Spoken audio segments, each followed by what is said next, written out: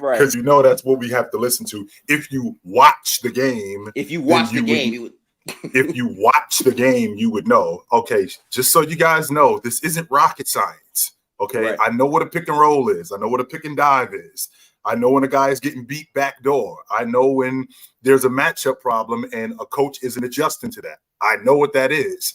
And I don't have to watch the entire game, every game to recognize that. I know when you put a guy on another guy, so you can switch everything early on. So if they try to hunt that switch, you have a better defender that they get switched on. Like, right. And I don't have to watch every game. I don't have to watch 82 games every year to know that. I do know that. That's not news. I know how deficient Joker can be. And Mars and I have had this conversation about Joker as a defender. Okay, everybody roasts Joker as a defender. What they completely leave out is Joker's effort, right? Again, the example that I gave is me running against Usain Bolt. I'm not as fast as Usain Bolt. I'm really trying, though. I'm really trying to get up there. I'm just not as fast as him. And Joker, people roast him for being the inefficient defender that he is. Well, it's not like he ain't trying. It's not like he's like Luka or Trae or somebody like that completely gives up. He actually is digging to get his hands on passes and things like that. He actually does rebound. He does all of those things. But because he doesn't rim protect like Olajuwon, because he doesn't rebound like Chamberlain, this dude doesn't play any defense. Well, wait a minute. It's not that bad. He is trying. So, and I found that out by watching the game. Watching the game is always hilarious. Give me a break, man.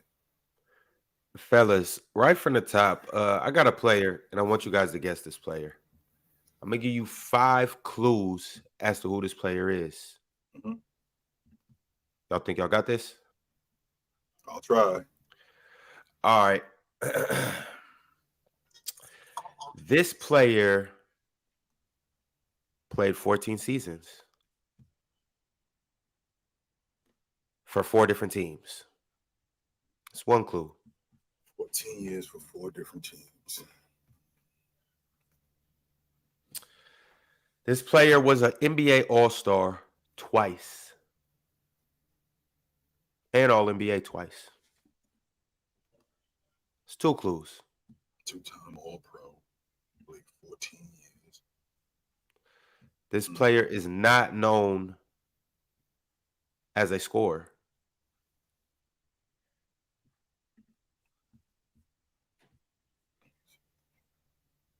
Ben Wallace. Nope. This player led the league in rebounding 6 times. Actually, 7 times. Oh, in a row. Yep. Rodman, right? Yeah, Dennis Rodman. Okay. Hey, you guys was aware that Dennis Rodman led the league 7 times in a row rebounding? He was like that. I thought he played for more than 4 teams. Take it a step further than that, Ron. You know who else led the league in rebounding 7 straight years? Well, nobody. Oh, man. Nobody ever did that except Dennis. He's the only one. Oh, wow.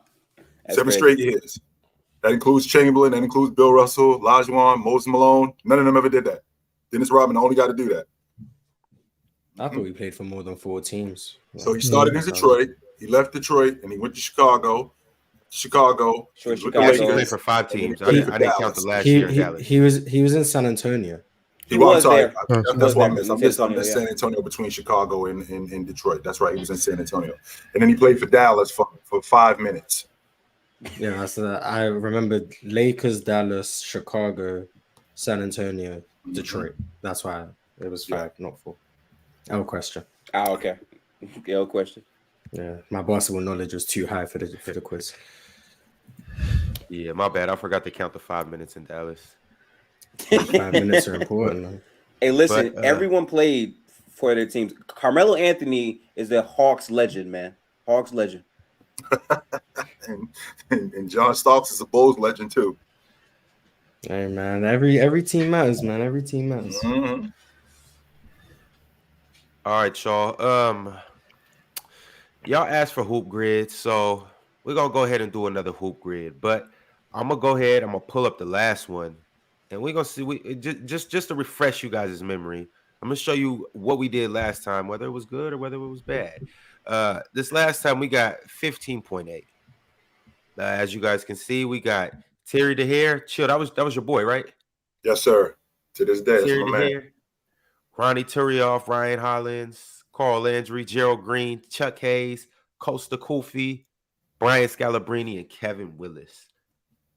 15.8. Y'all think we could top that? So it makes so I'm understanding the game. It makes sense to have the most random player because that gives you more points. Is that correct? Less Yes. percentage. It gives you less percentage. Okay. You want the more rare players. That's okay. I got you. Right. Big Ox, So what up? Our goal should be Chilling, under chilling. 10%. Our goal should be less than 1%. Yeah, that's Gotcha. awesome. 0.1 for every player. Exactly. All right. Here we go. We got the new one. Yo, what's going on, Jalen? How you living today? We live and chilling. Another day, another grind. What up, fellas? Yeah. Another day up north. Yes, sir. It's a beautiful day out. Good morning. All right, here we go. This is what we're looking at right now. Who played for the Cavs and for Oklahoma City? One came to mind right away, but I think he's too Mine too. obvious. Yeah, mine too. That's fine. For I definitely OKC, got one for that Cleveland OKC. yeah, for OKC on defense, I would say Andre Roberson. All right, hold up right quick, Gifted. Well, my actually, Gifted, you good. You can go first. Gifted, let's go. Gifted, Jalen, Mars, Chill, Ox.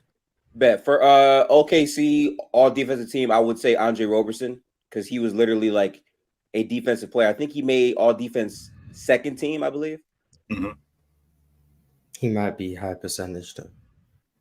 That's possible. Yeah. I mean, how many all defensive players do they have? 13% down. Yeah, strong. 13%. That's not great. That's not great. So you, Jalen. Jalen. For the Lakers and Cavaliers, play for both teams. Let's go with. If you say LeBron James, Yeah, that's crazy. Let's go with Timothy Mozgov.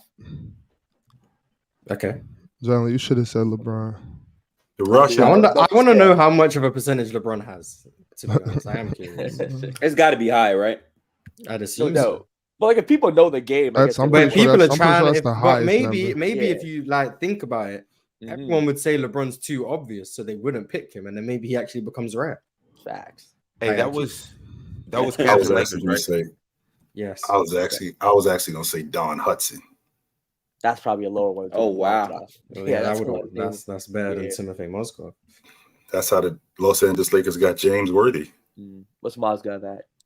3.9. Okay. Yeah, that's 3.9 better than Mozgov. that's better than I thought. It's not too bad. All right, Mars, what you thinking? I'll just do the obvious. OKC and Cleveland, Kendrick Perkins. Oh, I was not gonna say that one. Kendrick Perkins. Wow. Yeah, Damn, he was the 19 most. and a half? He was the most obvious one that came to my mind instantly. Oh, 19 is high. Wow. Mm-hmm. All right, Chill. What's your Played for Oklahoma City. And what is this one at the bottom? Teammate of Andre. Yeah. Teammate of Andre. In Cleveland, or so he played for Cleveland and he's a teammate of Andre also. Right. Yeah. So Yeah. he's been a teammate of Iguodala and he's played for the Cavs. For the Cavs? How about Jay Crowder?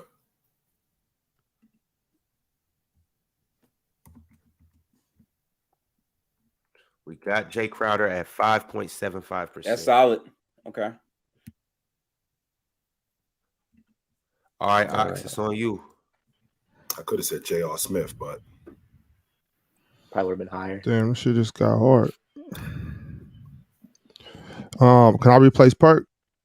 Yeah. Yeah. yes. Didn't my dude Deion Waiters play for OKC? That's what I was thinking. Yep. That's what I was thinking. Let me try. That's what the Mars was going with. That's why I didn't say it.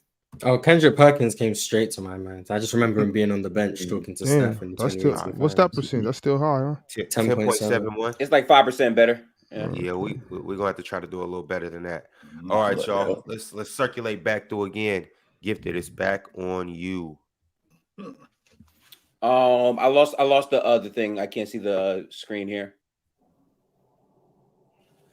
Oh, this is hard. Okay. All defensive team for the Lakers. So they But played for the Lakers. he didn't have to get all defensive team on the Lakers. All He he had just to do has was to play play for for the Lakers and at some point. defensive team at some point. Okay, so I would say Dwight Howard.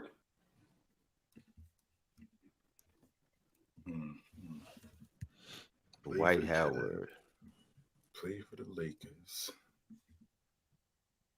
No, it's not working. Maybe it does have to be all defensive team in the Lakers. Okay, I got that wrong then. Whoops. I'm not trying to throw out like the obvious one. I think Anthony Davis is probably going to be very, very high. Okay, let me think here. All defensive team, and they played for the Lakers. Oh, well, how about Lonzo Ball? Never made the all-league defensive team. Oh, he never made it because he was hurt. I forgot. Yeah, no. Never made the all-league defensive team. People made the defensive team in the 1980s, you know. Yes, and in the 70s too. Yeah, like they existed back then. Just I'm thinking about Lonzo and potentially Caruso. I don't know how popular he would be here. I don't think Caruso made it in LA either. He did not make the all-league defensive team in Los Angeles. Oh no, for LA. Sorry, my bad. Like I'm thinking about them as players. My bad. Okay. I mean, they also could have just shot under 500 free throw percentage too. Don't got to be. Lonzo fits that one, just so you know. Yes, he does. I know that for a fact. He does. Lonzo did shoot under 50%. There's no way Lonzo shot for under 50% from. He You did. know It was that- like- you it was know like that his- big it was like- it was like No, his he literally first did his couple rookie years. year, right? Yeah. It was like his first couple years. He couldn't make a free. Garbage. That's It despicable. was like four. It was like And he's a 45, guard, so 40. not many. It was pretty low. It's pretty low. Yeah. Mhm. Is that what you want to do, Gifted? Yeah. Sure.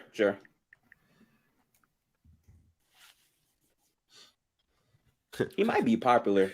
Hey, 2.97%. 2.9 is crazy for Lonzo. That's funny. People aren't picking up guards for under 50% from the free throw. That makes sense. Mm. All right, here we go. So we got a couple more spots to fill, and then we got something we should probably replace. We got under 50% free throw shooting for somebody to play for OKC and one of Andre Iguodala's teammates. Then we got the all defensive team for somebody on the Lakers and one of Andre Iguodala's teammates. We probably should be trying to replace Dion Waiters and Andre Roberson for OKC, and then one all defensive team and one for the Cleveland Cavs. But it's back on you, Jalen. For Iguodala's teammate, for the shooting under free throw percentage under 50%, let's do the Canadian transition to a Canadian, Samuel Dalibert. I don't know if he did. I know he played with him in Philly. I don't know if he shot under 50% though. For what? For Andre Iguodala's teammate? Yeah, I don't know if he shot under 50% though. Oh, I heard that name in a minute. That just made me smile. I'm trying to think of the Philly guys for Iguodala because I'm sure a lot of people just think of the Golden State years. Yeah, the legendary birthday. The legend himself. But still high. Goddamn. All right. We're making progress, though. We're making progress. All right.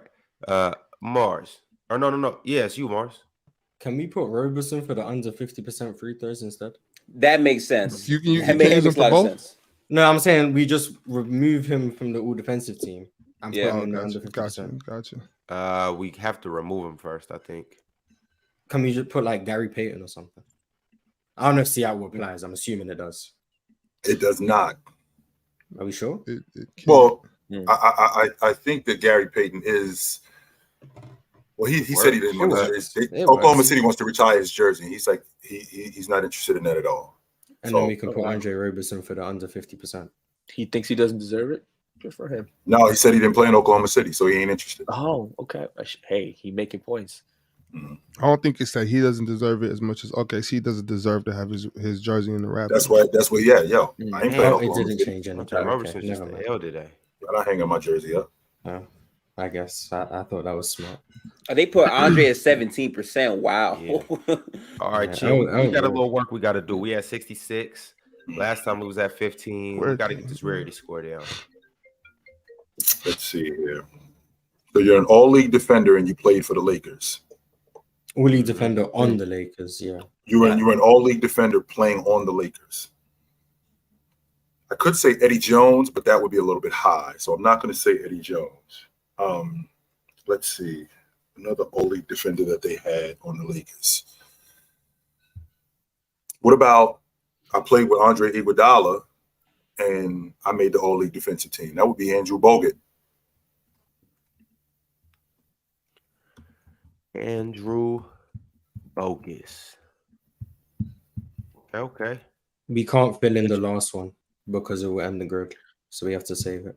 Okay, so we got to save that one. Fix the one. All right, damn. Our rarity score is at 75 right now, fellas. Jeez, that's not what you want. Oh my God. That's Samuel terrible. Dallenberg in the bottom corner. Andre Iguodala's teammate and shot under 50% on the season. He's at 8.5. We should be looking to upgrade that. Another Andre Iguodala teammate, all defensive team, Andrew Bogut, 8.46. Should probably get that down. And then the top row is just terrible. It's blasphemous. We got OKC and Cleveland, somebody who played for both franchises, Dion Waiters, 10.71. We got all defensive team, OKC, Gary Payton, 17.38. And then we got free throws for the season under 50%, and somebody who played for OKC, Andre Roberson, at 17.71%. Ox, it's on you, man. What can you do for us?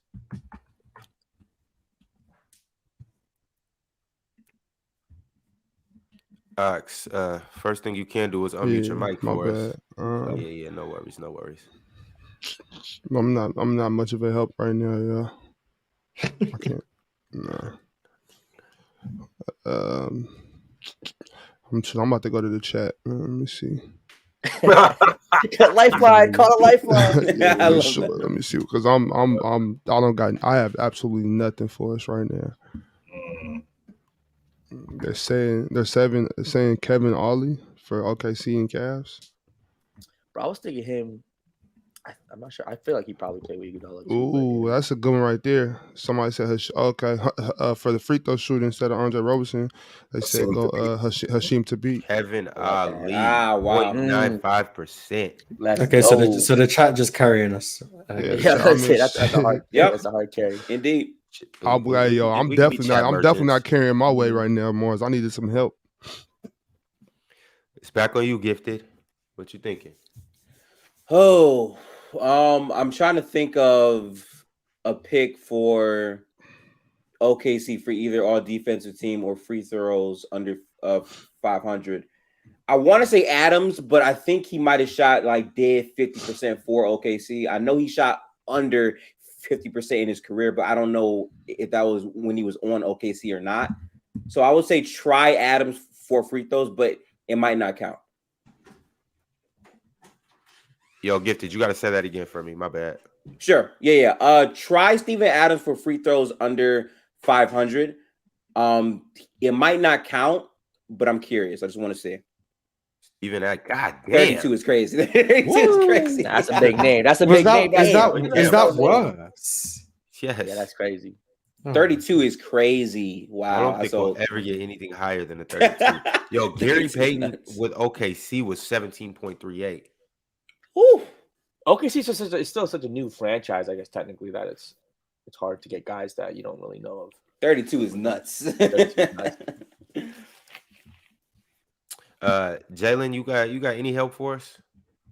For the Iguodala teammate shooting under 50, dude, Reggie Evans. I think in the mid 2000s he played with him. I have one for that I think might cook. So I might have to replace your Reggie Evans. Oh, never mind. Reggie Evans is good. Okay, shout out. 1% is great. We got That's two great. 1%ers. I had one that I thought would cook, but we don't really need to replace Reggie Evans. So, Place. I don't know if he ever shot below 50%, but did what's his name? Robert Swift ever shoot below 50% from the line? I know he didn't do much of anything else. Yeah, that's why he was terrible. So I'm hoping he was bad at free throws too. Damn. Yeah, he's cooked. Chitchat, I need someone from the 60s, man, or 70s for the Lakers on the defensive team. What you got for us? Jerry West.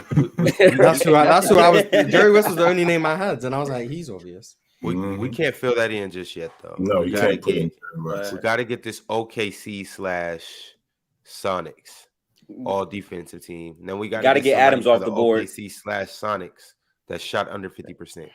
Who made the Sonics? Who made the team? Who was like in the 70s in the Sonics? And we probably should get an all defensive team in Iguodala down to from Andrew Bogut. Sonics on defensive team. Hey, at this point, damn the order. We just yeah, we just gotta figure it out. Make something happen. No doubt. Crunch time. Would Dennis Johnson be lower than Gary Payton for all defensive team? Yes. Let's see. I might have one here. Yay. Okay. Dennis Johnson definitely did the trick, but we still at 58. Yeah. I would try to replace Andrew Bogut with Dylan Brooks.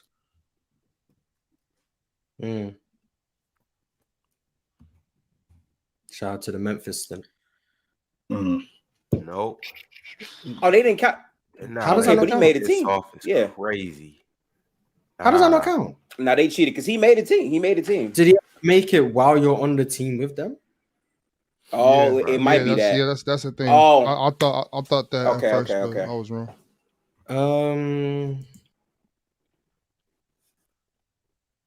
Tough. Who did Iguodala play with in Philly? He didn't play with nobody from all defensive teams. I have one that he played in Philly that shot bad from the free throw line, but that's all I've already got. Defensive era was like Allen Iverson. Like he was played with AI a couple years now. Yeah, but AI weren't making all defensive teams. Yeah. I'm saying the teammates AI had probably somebody. None of the guards. Drew Holiday, but Drew Holiday didn't make the All-League defensive team until later. I mean, he wasn't that. Yeah, that's the problem because you got to find like at the same time while they're on a team with them, did they make it or not? Right. Drew did work, but he's 10.4 a minute. Yeah. Okay. Wait a minute. So Drew Holiday did work? Yeah. Hold on. But he was a little high though. Wait, but then if Drew worked, why did Brooks not work technically then? Because he never played for the Grizzlies. Oh, maybe. Sure. For like OKC, like who was like their backup bigs in like 2008 or 9 who probably shot under 50% from the field? It was like Durant, Westbrook. Like who was there? That's been some guy. This is not good for us. I'm not gonna lie. It is not good for us. No, absolutely not. Toss out names. Oh wait, name centers. That's all right, y'all. We'll do better next time. Don't be too hard on yourselves, guys. Somebody said Ibaka. I feel like Ibaka was a good free throw shooter, though. Yeah, he was a good free throw shooter. Cole Aldridge. Yeah, someone said Cole Aldridge. That might be a good one. Cole Aldridge is who I was thinking of, but I don't know. It should be better than Adams. Yeah, he shot below 50. I don't know if it was in. Much better. Much better. Rule. Great name. All right, we at 32 now. Really, we got to get Drew Holiday down. Maybe get Jay Crowder down, and the Lakers got to be a slam dunk. The Lakers all defensive team. Cleveland and Iguodala's teammates. Iguodala got a lot of teammates, man. That's something. Cleveland Iggy teammate. Isaiah Thomas. When you're on the All-League defensive team, you're an elite defender. Yeah, I feel like that one's always going to be high. Like those. Yeah, that's not going to be like playing for the Cavs and the Lakers. You know, you can find somebody. Yeah, it's hard to be a no name and get that. Right. That's not difficult to play for the Cavs and the Lakers. Chat, all defensive team, Andre Iguodala teammate. Somebody said Verjao. I don't know if that's. Well, he wasn't. He made it on the Cavs, but he wasn't. It might work. I don't know how. Yeah, maybe it's all defensive team. It might work because they didn't count Andre. I would say for Dylan Brooks because he never technically played a game. About it now. Okay, yeah. See, yo, shout out to Chat. Anderson Verjao. He was one of Andre Iguodala's teammates and made the all defensive team. We got him in here at 2.41. They play Dylan Brooks, man. That's All right, hard. y'all. Hey, we need a Andre Iguodala teammate again and a Cleveland Cavaliers player better than Jay Crowder. Jay Crowder's at 5.75. Chat. Come on, we need y'all to carry us. Andre Miller for Cavs and Iggy Talk teammate. about it. That's perfect timing. Super chat from Black. That is great timing. Gabe is saying Ron put Bogut on the Lakers. Lakers Cavs. Who? Put Bogut Who? on the Lakers Cavs. Do we want to do that? Timothy Mozgov's already at 3.95. Do we want to do that? I think Mozgov. Well, we can replace him and see if it's better, and then if it's not, we'll just put Mozgov back. Right. There you All right. go. But I'm seeing this Don Chaney on the chat for Lakers too. That's a name. Andre Miller. That didn't move much. Yeah. Let's see what Andrew Bogut does.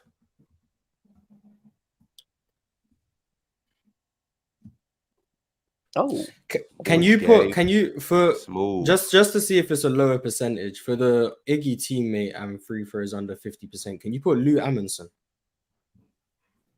that has to be less if that guy's it.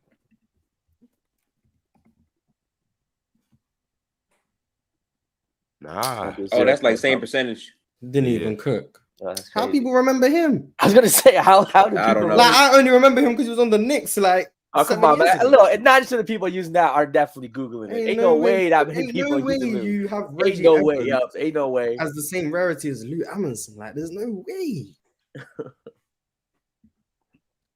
All right. The two highest ones, or the three highest ones that we can possibly replace is Andre Iguodala's teammates, Cleveland Cavaliers, OKC all defensive team, under 50% free throw, and OKC. I think we're pretty good. I don't think we're gonna get too much better than these. Let's shoot for this Lakers all defensive team. Unless any one of y'all got home runs for the other ones. I don't know about home runs, but Yeah. So who's made think the we gotta all? be careful. If you think about who's made the all defensive I team got since, one. I got one for Iguodala teammate, Cleveland. I think I could be off a couple years. Oh, Ron's not even here. Oh, Ron. There we Huh? go. I What'd you got one for the Iguodala teammate in Cleveland. I think, but I might have the years off. Alonzo G. Alonzo G. The Alonzo chat keeps G. saying Don Chaney for the Lakers. Yeah, I saw Don. Because I know Alonzo G went to Denver, but he might have gone after Iggy had left. I don't know. It's up to y'all, man. Y'all want to follow the chat or you want to follow Mars? I mean, we could go with Don Chaney for the Lakers, I guess. I don't know. Who was Just- Elmore? alright, Who so was what- Elmore Smith?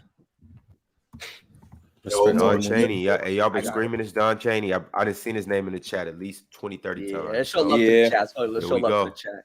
here we go. keep talking about. Just so you know, Don Chaney was not a one-time All-League defender. Don Chaney made the All-League defensive team 5 or 6 times. Okay. Yeah, but That doesn't help us. I mean, Dennis Johnson made it a bunch of times, and he's only at 3%. So I mean, Actually, old Dennis players- Johnson, Chaney's he not only a made name the that's defensive- known. I think he only made the All-League defensive team Mars 3 times, 3 or 4 times. did Dennis he? Johnson. Yeah, I think it was 3 or 4 times. Oh, then I'm cooked. I could have sworn it was way One more point than at- that. Didn't know that. He's at Yeah, 1.1%. I think Dennis Johnson made the All-League defensive team 3 or 4 times. I thought he made it way more than that. I mean, I can't bother to check. I don't really care, but I thought he made it way more than that. I'll tell you right now. So I Don thought he Chaney was like one of the top 5 in guards all time. I guess not. 1.112 for Don Chaney. Yeah, Don Yeah. Chaney was a dub pick. Our rarity score, we didn't beat our score from last time. We got 20.92. Last time we got 15 point something. But I mean, I think we did pretty solid. My fault, Mars. He made it 9 times. Oh, okay. I knew he made it a lot. He's been an All-Pro 2 times. That's it. That's what I'm thinking about. Yeah, Okay. he was 9 an times is All-League crazy. Yeah, I knew Dennis Johnson was made. I thought he was making the defensive teams. Hey man, shout out to chat, man, because that was That mixed up. a bit more Don Chaney's a difficult. good call. Yeah, Kevin Ollie carried right there. Shout out to Kevin Ollie. Yeah, y'all really came through, Chad. They won a Appreciate it. championship at UConn as their coach. I got a When they couple of super fight. chats. I want to get into early in the show right now. We got Indoor Voices said open court on NBA TV. What's hilarious? Or open court on Players Choice. What's hilarious? No, Either way it NBA goes, he TV. said I love that show. Yeah. V Rose said, how good is Ja to y'all? Start bench cut trade. Ja, Trae, Shai, and Fox. It's ironic that we got this super chat because we're gonna be doing a versus with two of these guys later on in the show. I'm not gonna tell you who. You guys can just kind of guess. But how y'all feeling about this? First off, how good is Ja to y'all? He's all right. He's a good NBA player. Do I think he's do I think he could be a number one on a championship team? Nah. Jalen, don't say he was a good NBA player, but he's still he is. He still is. Yeah, he's still a good NBA player. He's a great NBA player. All-star caliber player. All-star caliber player. Do I think he could be a number one on a championship team? I don't think so. I've never thought John Morant could be that. I mean, right now he's good. He's the second best player on his team. Very good player. I respect him. Ron, I would say that I think he's good, but from the tier list you guys did, I think having him in the same tier as Steph or Luka is kind of crazy. I don't think he's that caliber of player. I agree. And who put him there? Doma. I think he's a top 10 guard in the game. I don't think he's top 5. No. Top 10 point guard or top 10 guards? Top 10 point guard. I don't think he's top 5. Oh, I agree. Yeah. Top 10 point guard for sure. He might be top 5, depends on if like it was Kyrie or point guard. Like, if Shai's not a point guard, he might get in. Steph, Luka. We count Shai as a point guard. I guess my problem, how much of a gap is it really between Ja Morant and Trae Young?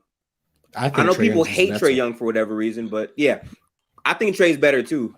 But I would take Trae up. I don't think it's a huge gap. I think it's a considerable gap considering Trae Young's ability to pass the ball. I think that's the separator right there. Yeah, Trae's a better passer. I think he's clearly a better shooter too. Yeah. I don't like Trae Young's ability to finish around the rim though. But I do not. They're both flawed. They're both flawed, but I think Trae's a better player. I don't get the Trae Young hate. Like I get why he's dislikable, but it seems like every time there's a start bench cut and Trae Young's involved, he's always getting cut, and I'm like, it's getting a bit crazy right now. Before we get into this, can all you guys tell me the one reason why you hate Trae or dislike him? Chat, you guys included. And by the way, before you answer this question, Miles, just so you know, that's Ron's man. So we're talking about Trae. That's his man right there. So be careful in your answer on why you do not like Trae Young, because this is his guy. Top 4 point guard in the league. I used to hate Trae because it was funny. Because it was funny? Yeah, I was just like, he was just Killian Hayes to me, like back in the day. But then when I stopped just hating people randomly, I just acknowledged Trae Young as one of the premier point guards in the game. But I used to just hate him because why not?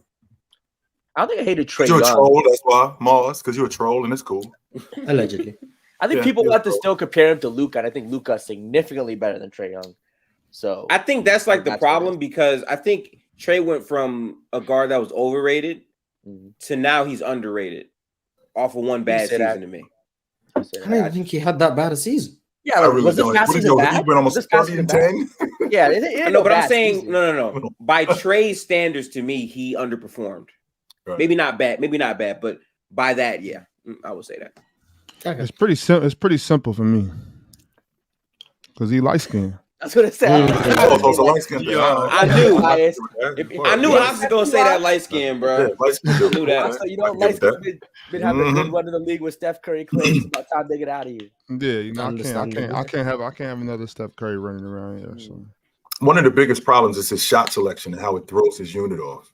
That's one of his biggest problems, and that's why people are as down as they are on Trae Young.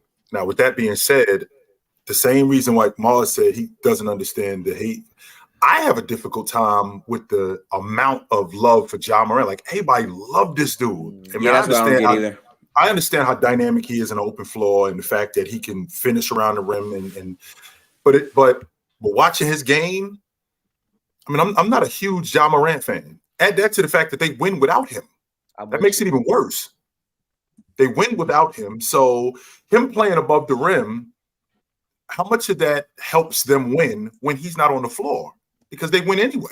So where's his commitment on the defensive side of the basketball?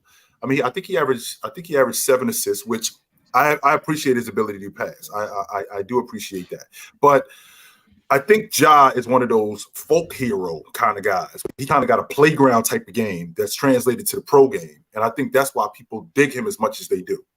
I don't know if that's going to translate to winning the NBA championship or him being the best guard in the league, but I think a lot of people, they have that love for him specifically because of that. He's got one of those playground type of games that it kind of translates to the pro game, and people can relate to that. I think the reason why people like Ja Morant is because he's bringing back athleticism at the point guard spot, and he reminds them of like Russell Westbrook, D Rose, like these like super athletic freaks. But also like his passing in spots to me is a bit more sophisticated. I just think his weakness is like he doesn't know how to like all the way decelerate consistently just yet. I feel like sometimes he can be extremely reckless at his size.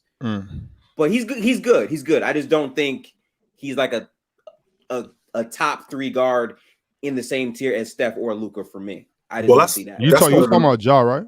Yeah, Ja. Yeah. That's one of the main reasons why, like you just the word you just used, reckless. He's got to change his game because he's not going to hold up for 10 years. Yeah. He's not. He's not going to hold up for that long if he keeps playing the way he does. Right. It's just not going to work.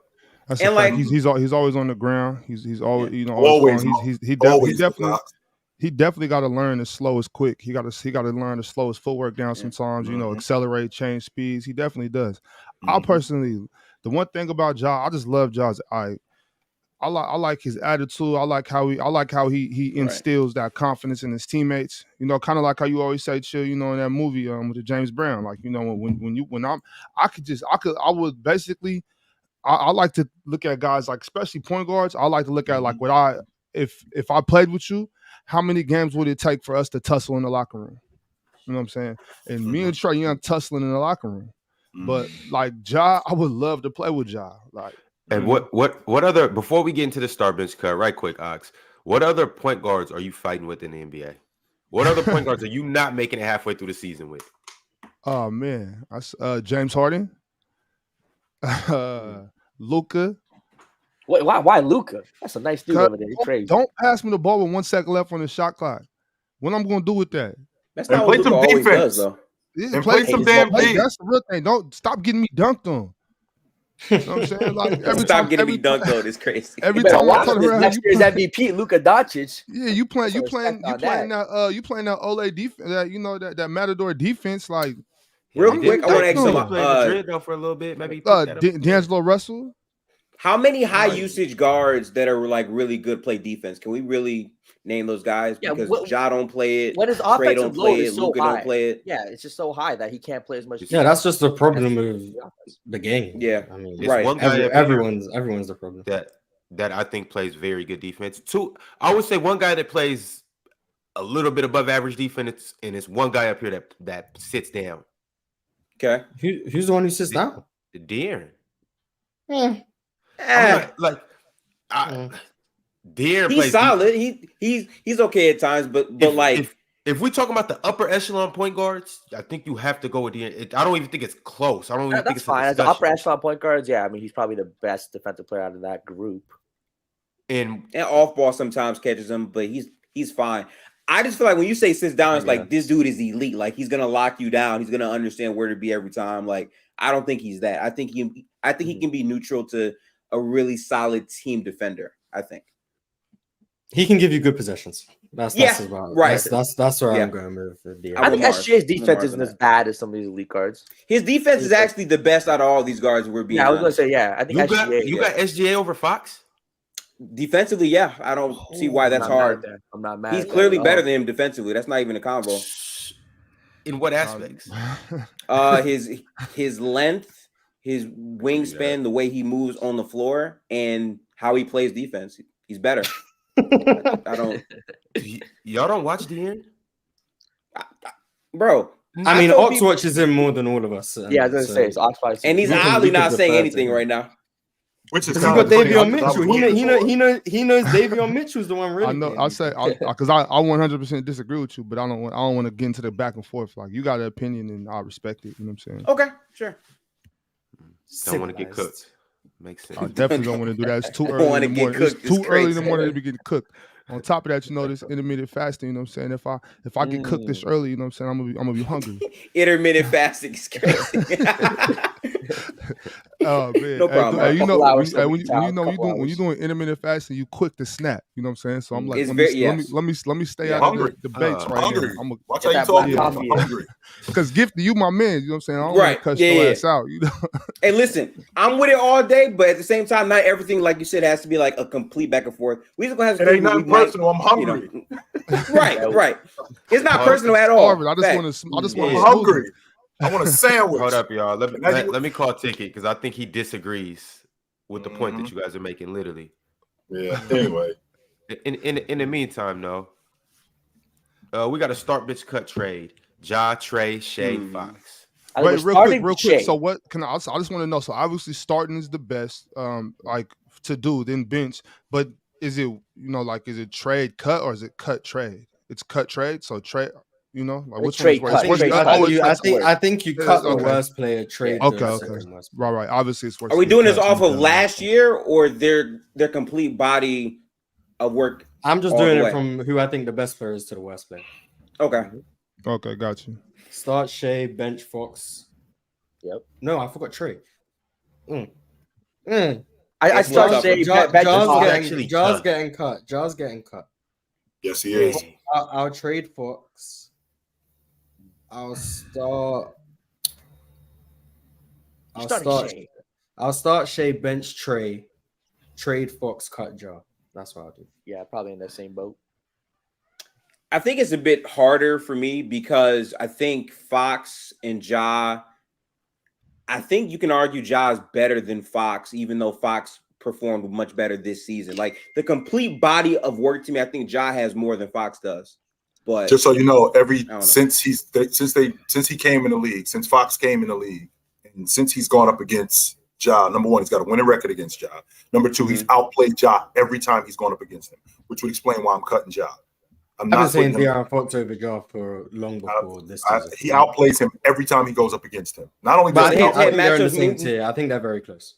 Yes, I just all four of these guys are really close. I think they are. Yeah. And for me, it's the top two are close, and then the bottom two are close. In my opinion, I do think it's between Shai and Trae for who's the best. I have an issue with this because to me, Shai is the better two-way player, but Trae's playmaking is just better to me. He's not as good off ball as Shai is, but Shai's also more efficient. I don't know. It's weird to me. I don't. Yeah, it's a coin toss for me, but I'm gonna go with Shai because I can. I'm not a big fan of Shai making first team All NBA, but I understand it, and the fact that the fact that he's now been put in that upper echelon, that kind of pushes him ahead of a lot of guys in a lot of other people's mind.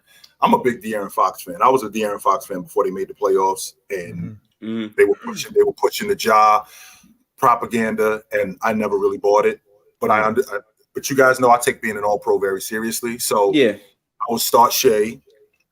I'm going to bench, and as much as I hate to do it, I'm going to bench Trae. I'm going to trade Fox, and I'm cutting Ja.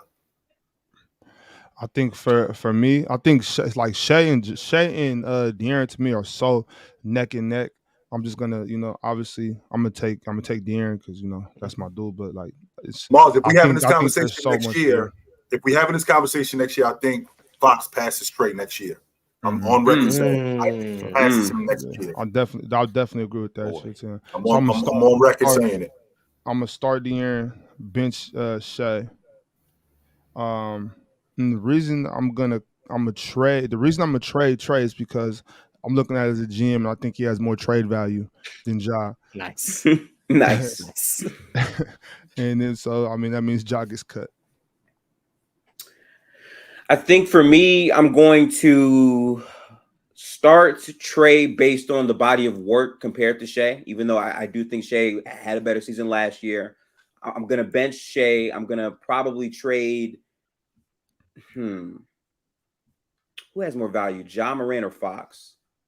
Fox for sure has more value at this point. Yo, Gifted, what's up, bro? De'Aaron missed in the first 25 games of the year. Yeah, that's true. So that diminishes his value. Listen, I just don't like to have recency bias. You're not sold on De'Aaron. You're not sold on De'Aaron, right? Okay. So listen, you don't know this, Ox, right? But coming into the year, a lot of people were down on what the Kings would do, and I felt like after they traded. Okay. You know what? Maybe that's wrong to say, but Gifted, from just my so you know, perspective, just so you know, before the season started, Ox was the only one pushing the Sacramento King propaganda. We all thought they were going to be garbage. Ox is like, they'll be making the playoffs this year. Okay, so listen, I want to say this on the record because bad days, Ox. I didn't know y'all. Right. Cold and lonely days. I didn't know you guys at the beginning. Actually, right. I didn't know you guys at the beginning of the season, but I said the Kings got better. I'm a Warriors fan. They got Mike Brown. I thought Mike Brown would add a structure to that team more. And after they traded for Sabonis, Fox was starting to play the best basketball of his career. So I had Fox making a leap, and he did this year. My problem is I don't like to use recency bias on players because in the past, like 3 years, Ja Morant has been a very good regular season player, and he's had big moments in the playoffs as well. So I'm trying to choose between those two. Like, I understand people aren't as high on Ja right now, but he still provides a ton of value for that Memphis team. But Fox is just really good. So I think I'm going to trade Ja because of the value. I still think his value is going to be higher than Fox, even though Fox is a very good player. So that's what I'm going to do for right now. Hey, so in this group, because I think this is very close. Yeah. Is it ridiculous to start Ja? Yes. Like, yes. I'd struggle to see the argument for Ja Morant as the best. If Ja Morant didn't get suspended this year, would he have been your first team All NBA? If the Memphis not first team, no, sir. I think based on their positioning, he could have been first or second team All NBA. I would not. I'm all ears to hear the argument why he should go ahead of those three guys. I'm all ears. Yeah.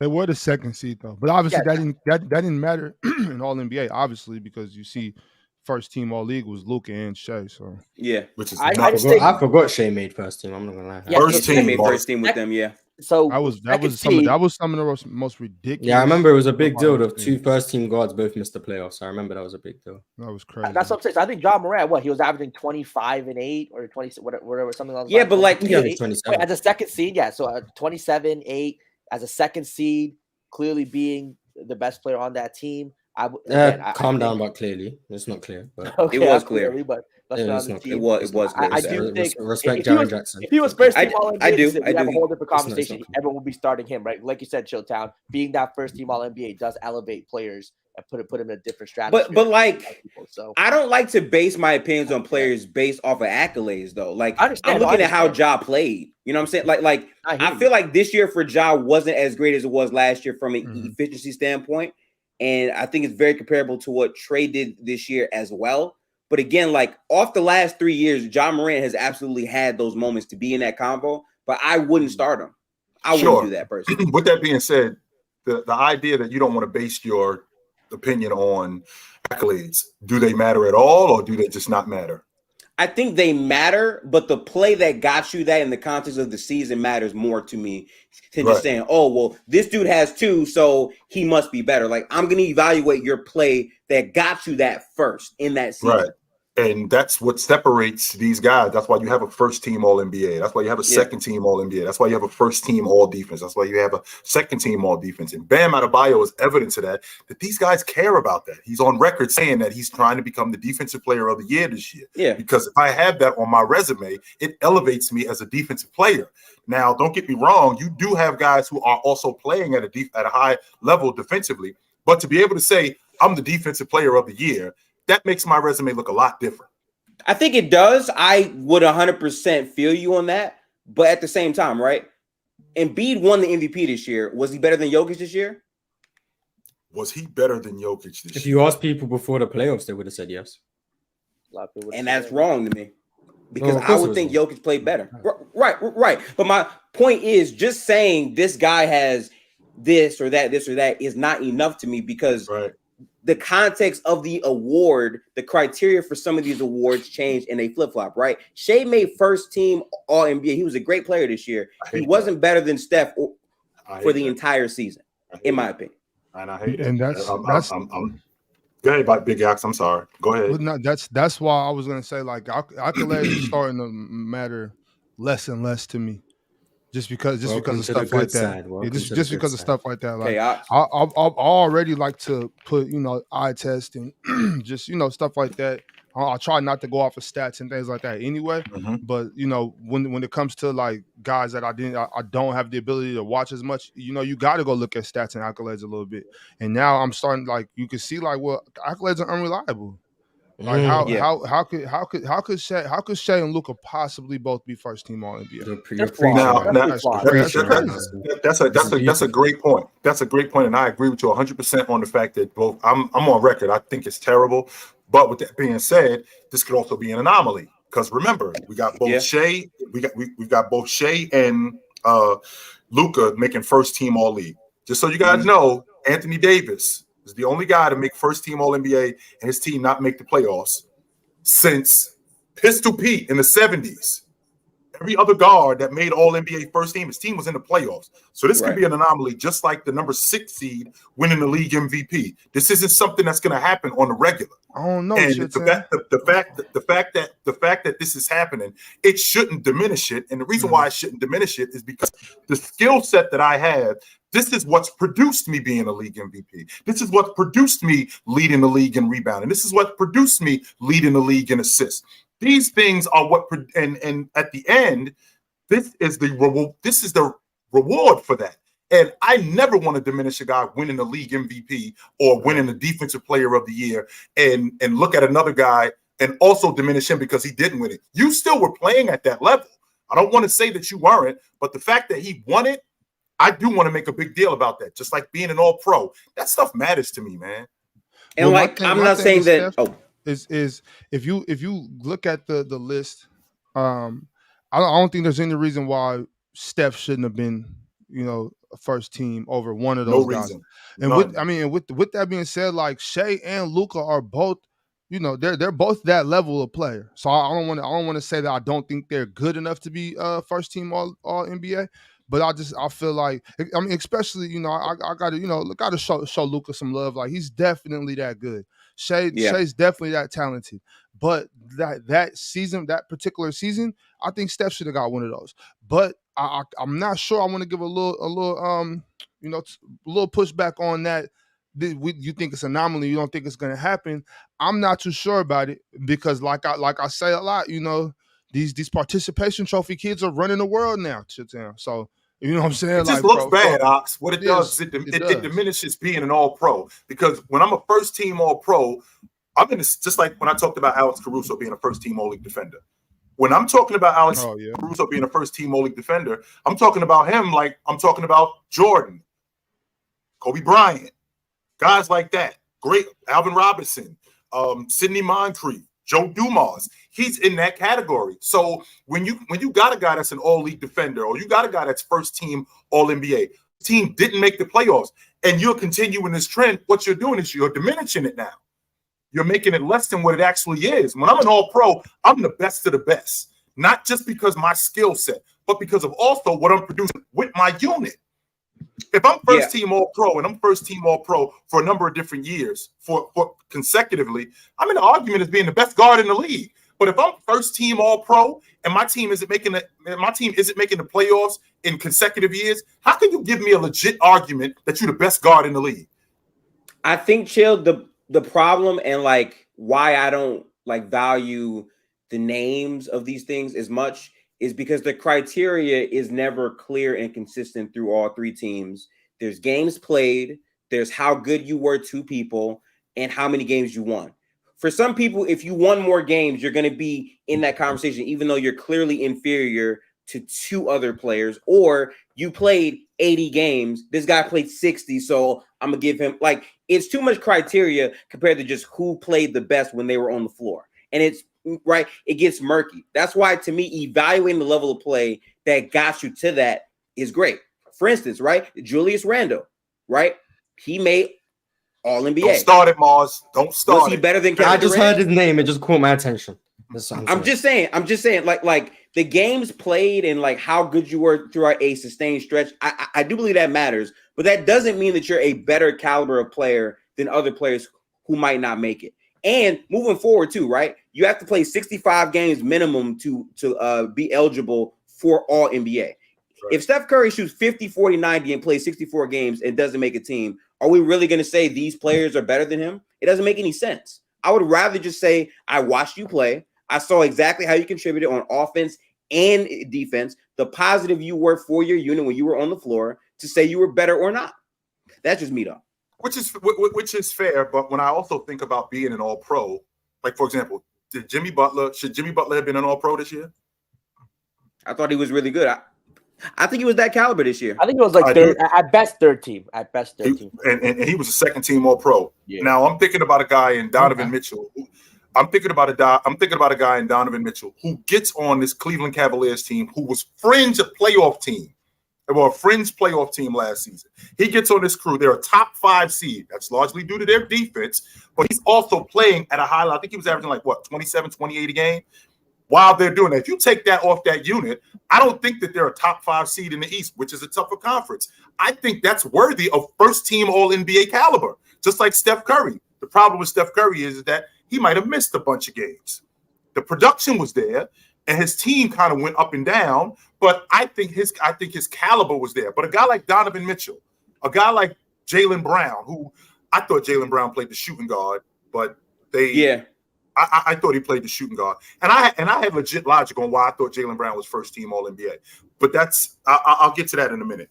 But what I'm saying is that when you play at that level, when other guys play at that level, there has to be a separator. What makes this guy better than this guy? I can see your skill set. I can see how good you are with the basketball. I can see how good you are as a rebounder. But what separates you from this guy? Well, he gets it done more in January when we're in the dog days of the season, as opposed to this guy who gets it done early, and then we get to February and he starts to tater. He has a month where he's not doing much, but then he starts to pick it up a little bit later. Those things are where the separators are for me, as opposed to being a guy consistent throughout the entire season. Yeah, for me, go ahead. I would say what separates players to me would be your consistency, the way defenses treat you and guard you, and the impact you carry when you're on the floor for your team, right? If I know that if you're off the floor, that team is significantly worse, and you add like +9 to the efficiency of the unit when you're out there, I know the caliber of player you are, right? Like, I don't need to have like all of these things like, oh, well, they won more, but how about the impact on the unit? Because every player's unit is completely different. The way that they complement or are a negative to their teams are completely, and not the same. And whoever is replacing you when you leave the court matters too, right? When Jokic isn't playing, who's the backup big for real? It's not great, is it? Like, that type of stuff to me matters, and that's like the true nuances that help me determine who I think for a season might be better or not. By the criteria from both of y'all, just listen to what Chilltown said and what you said, Gifted. Yeah. By that criteria, right? Except for your last point, Gifted, about who's your backup, I would say that De'Aaron Fox should have been first team All-NBA then. I think he was worthy of it. 100%. I do think he was worthy of being a first team All-NBA performer. But once again, we've had this conversation in the past, just like they're not ready to have a conversation if Joker wins the league MVP for the 3rd straight year. They can't. It's difficult to justify a team that hasn't been in the playoffs in 17 years and basically been a doormat. So now we got a guy in De'Aaron Fox who had been playing better, and all of a sudden this team who wasn't projected to make the playoffs is a 3rd seed. Now we got to put De'Aaron Fox as a first team All-NBA performer. Can we do that? No, I don't think they're ready to have that conversation. I mean, Chilltown, but the reason. I mean, okay, we earned it by, being terrible and drafting Nick Stauskas and Jimmer Fredette and Thomas Robinson and the list goes on. But I mean, we earned it, but those were different teams. And also, the NBA hates Sacramento. All right, let's just be real about it. Let's be real about it. I want to say, I agree with you, Ox. The games played, yeah, sure. It brings consistency to it. Like what you said, Gifted, you want consistency. So at least with the games played, now we know, like, there's a bar that's set. 65 games. If they're not, there's no point in debating them. They're off the list. So I do think it'll bring a set of consistency to it. Now, do I think if you want to add more to it, if you want to have some like baseline stat metric, I think that'd be a little problem. I think that'd be a little problematic. Let's say they'd had a baseline for a point guard. You have to average at least 8 assists. Let's say that's stupid. I think that's stupid too. Exactly, right? So Yeah. I think that's problematic because of the way basketball is. So I think the games thing just kind of helps to it. It's always going to be a little nuanced just because, again, how the game basketball works. The point guards' duties on different teams. It is what it is. And the winning thing, I get it. Do I think winning should be accounted for? in all NBA teams? Absolutely. I just think it always has, Jalen. That's the problem. This isn't a situation where this is something new. It always has. 100%. It always has. Always. If you're an All NBA performer, if you're a first team All NBA performer, your team is in the playoffs. Yeah, you're in the playoffs or top 3 seed without a doubt. But I do think just some of the statistical anomalies that Luka is, what he's able to do statistically, even the eye test, I think the offensive load he has to carry, I do think gives him a fair. He's a fair selection for first team All NBA because of the load. Jalen, no. There's no player in the NBA that carries a bigger load. Not this season. I'm not saying in the past because what his production did in the past translated to them making the playoffs. Then it got shaken up. So because it got shaken up, about 15, 20 games, whatever it was. Right, it got shaken up. And when it getting shaken up, it affected his game. And he was not playing. It affected his game, and he wasn't playing up to first team All NBA standards. I'm not saying he wasn't playing up to being an All Pro, but first team All NBA. First team thing. Okay. Before Kyrie he was. So you think before Kyrie he was? That's what I'm talking about. Okay. So if that was 15, 20 games, his crew got shaken up, and this is what I'm talking about when I talk about being in the middle of January, being in February, where it goes like this, and then when you're talking about being an All Pro, it's like this the entire season, and then it goes here. It doesn't do this. No, it stays here or it goes that way. Because when you're talking about being an All-Pro, first team in particular, we're talking about you being arguably the best guard in the game. The best guard in the game. Yo, right quick, y'all. Right quick, yes, Gifted. I'm gonna let you get your point off, but then I want to hear from all of you guys because it was 6 guards that made all-pro teams. You got Shai. Luka obviously was first team. You got Steph and Donovan Mitchell, second team. And then you got De'Aaron Fox and Damian Lillard, third team. So after Gifted makes his point, I think Ox, you wanted to say something too. I want to hear from you guys where you're going to replace all these 6 guys if the vote was on you. Mm-hmm. Yeah. So Jalen, I have slight pushback. I agree with a lot of what you said, but I actually think games played, like introducing a standard number actually makes it worse. And I say this because now the games play merchants are going to be able to outperform. Like here, right? Mikal Bridges, right?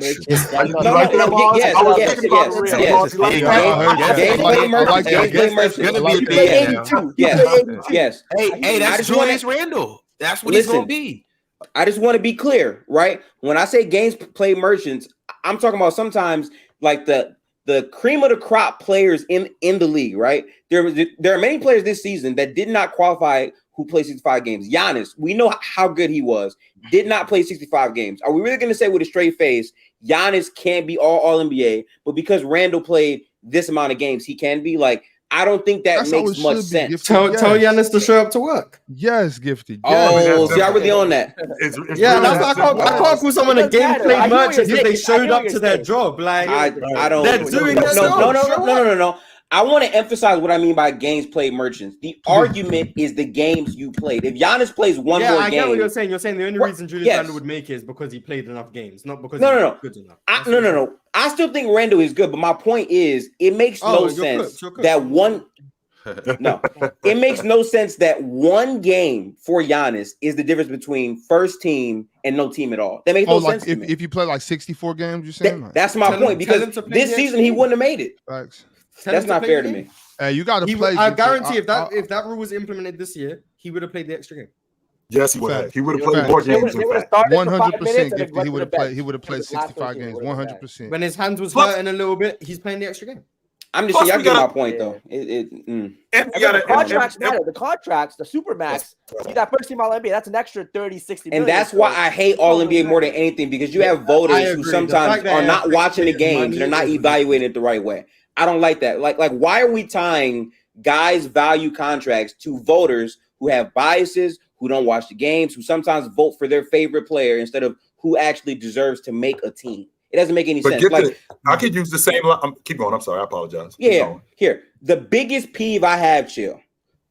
Bron could have been a defensive player of the year, but there was one voter who tweaked it and he wasn't unanimous or some right like some award LeBron was up for. He could have been absolutely unanimous, and one voter had a clear bias. MVP who voted for Melo.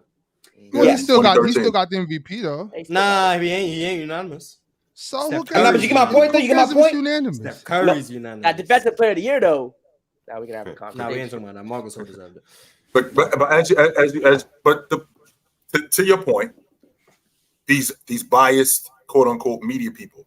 But you can say the same thing about players. So, like, let's just say for the sake of argument, we moved it on players. That's why it shouldn't affect contracts, because everyone will be biased. Just give them the awards, cool, but it shouldn't affect your money. That's what I'm on. The max contract, whatever the max contract is, should be available for everyone. Everyone is available to get a max contract. Right. Now, teams aren't going to offer Austin Reeves a max contract because that would be stupid. But everyone, if they wanted to, and if a team was dumb enough to give them one, should be available to earn the exact same amount of money. LeBron James and Jared Vanderbilt should both be up for max contracts, technically. It shouldn't be, you made all NBA, so you're able to make more than this guy. No, whatever the team's willing to offer you up to the max is what you should be able to get, because I'm not relying on media votes to determine how much I can make when it's up to $30 million. That's ridiculous. And, wait a minute. And right, the funny part, Chill, right, is because you have to make a team to qualify, some players, based off the games they play for a season, wind up making a team, even though, if you look at it realistically, they're not that real caliber of player, but they had a great season. And now a team is hamstrung. It's like, damn, if I don't offer this player a super max contract or some super high max, they're going to walk because they made all NBA, because they technically qualify, but they're really not worth that money in comparison to the other players at their position. It introduces hardships for many teams in the league when you do that. Which is fair, but what I don't want to do is I don't want to diminish my value. So if I'm the best player on the team and I bring more value, I should be afforded the luxury of making more money. So a guy like Jaden McDaniels, if he's on the team in Minnesota with LeBron James and LeBron James is doing more, you will not have the same opportunity to make the same amount of money as me. Why? Because I'm doing more than you. So those two things don't work. But he wouldn't get it, though. He wouldn't get it, though. The team isn't gonna pay Jaden McDaniels as much as LeBron. Yeah, they wouldn't do that. Let's say, just for the sake of numbers being round, the max contract in the NBA is $50 million. The most any player can make is $50 million. Jaden McDaniels and LeBron James, if they both play on the same team, should both be eligible for the team to offer them $50 million. But if they both play on the same team. Yes, but the team will not give Jaden McDaniels $50 million. Yeah, because LeBron is better as much as LeBron. So LeBron would get it, but Jaden McDaniels being eligible for it doesn't change the fact that he's not going to get it. You can be eligible for something and not win it. Being in a 100-meter sprint, you're eligible for a gold medal. You ain't going to win it because Usain Bolt's going to be in the race. You can make as much money as LeBron James, but you're not going to make it because you're not LeBron James. You're not that caliber of player. That's what I'm saying. Well, you could make that kind of you could make that kind of money. You might have to go do it somewhere else, which would explain why you want to crew with this dude who's better than you. So I might have to go do that somewhere else, which does make me eligible for that. Now, when you're talking about the media now affecting that, well, the media affecting it, it's kind of it's a bit of an oxymoron, but we all know that in contracts, when a team has Mars, for example, we got you on the books for $25 million this season, but there's an extra $5 million in it if you make the All-NBA team. Just from the team alone. This doesn't include what the NBA says when they'll pay you another $30 million. Just from the team alone, Mars, if you're in the top 5 at the end of the season in assists, we'll pay you another $500,000. Well, these are the incentives. Now, I can appreciate your logic, Mars, that the media shouldn't dictate me getting those incentives. However, when I'm playing at that level, if we had other people voting, they would do it too. So if we have players voting, these players are also biased. So I don't think it's just relegated solely to the media, because we got other players also. They did the same thing with Jabbar. As good as Jabbar was, I'm sure that there were plenty of players in the league, even though they were voting for him for league MVP, there were players in the league that were looking at Jabbar like, I can't stand this dude. Right. And I'm not voting for him. Right. Yeah. Fellas, I want you guys to go ahead and answer this question about who you will make first team, second team, third team, all league players, and then I want to get into some more of these super chats. But who would you guys do? Ox, let's just start with you first. Okay. I just would have swapped the second team. I would have put the second team on the first team. I would have had Stephen D. Mitch first team All NBA. I probably would have had De'Aaron and Luka second team, and SGA and Dame third team. Okay. Hold on. You said who first team? The Stephen D. Mitch. Steph and They were D-Mitch, the second. okay. They were second team, right? Yeah. Yeah, I would have put them first team. De'Aaron and Luka second team, and SGA Dame third team. Okay, got you. Chill. What would you have done? How would you have Same placed thing. it? To be honest with you, like I said, I didn't realize that Jaylen Brown was a forward. I thought he was a guard. But to Ox's point, and to be honest with you, I'm not dropping, like you said, Ox, you moving Shai and Luka down to second team. I'm moving them down to third team. They ain't make the playoffs. Yeah. Well, I'll put Shai third team with Dame, and then De'Aaron and Luka second team. But because you know Dame ain't make the playoffs either. So you know what that means then, Ox? If Dame didn't make the playoffs, one of them dudes got to come off. Because I can't put 3 guards on the All-Pro team that didn't make the playoffs. One of these dudes got to come off. Who's the third? I'll say this to you, Chill. Jalen Brunson. Jalen Brunson, possibly Trae Young. Somebody got to come off because I can't have 3 guards on the All-Pro team that did not make the playoffs. You're right, Trae. I'm gonna say this to you, Chill. I do appreciate you at least being consistent with that. I might disagree with it, but like at least you're saying no matter what, your criteria is you have to at least make the playoffs. It's just hard for me because I was a kid. Ever since I was a kid, the standard was an All-Pro. That's a very long time. Since I was Mars. Anyway, since I was a kid, the standard has been Magic Johnson, Isaiah Thomas, John Stockton, Mark Price, Jason Kidd. If these guys are making the All-Pro team, they're on playoff teams. We are not rewarding a guy who's doing great on a bad team. I was always told anybody can lead a bad team in scoring. Anybody can lead a bad team in rebounding. Anybody can lead a bad team in assists. Anybody can do that. Does that make you amongst the All-Pros? Somebody got to come off that team. So like a prime example gifted would be I watched Kobe Bryant. I watched Kobe Bryant make third team All NBA in 2005. His team didn't make the playoffs. His team did not make the playoffs. Does that mean Kobe Bryant wasn't one of the best guards in the league? Oh, absolutely not. It doesn't mean that. No, because he was one of the best guards in the league. His team did not make the playoffs, and he got penalized for that. But after that, his team makes the playoffs. He's back where he should be. Okay, so then my only thing with this is, okay, will there ever be a season a player can have that can be so prolific, so outstanding, but for you, it's not going to matter, and they won't be all NBA based on the fact that they didn't make the playoffs? Like, what, like, I'm sorry. I feel like a player's production, if it reaches a certain astronomical level, matters over you making the playoffs or not for me, based on the value you're adding to your team. Right. For instance, right? Let's say Russ plays as well as he did in 2016 and they missed the playoffs or whatever, right? Are you going to say he's not an all NBA player because they didn't make the playoffs, even though his level of play that season was clearly like a outlier year all time? Like, I can't do that for me personally, but I do think, right.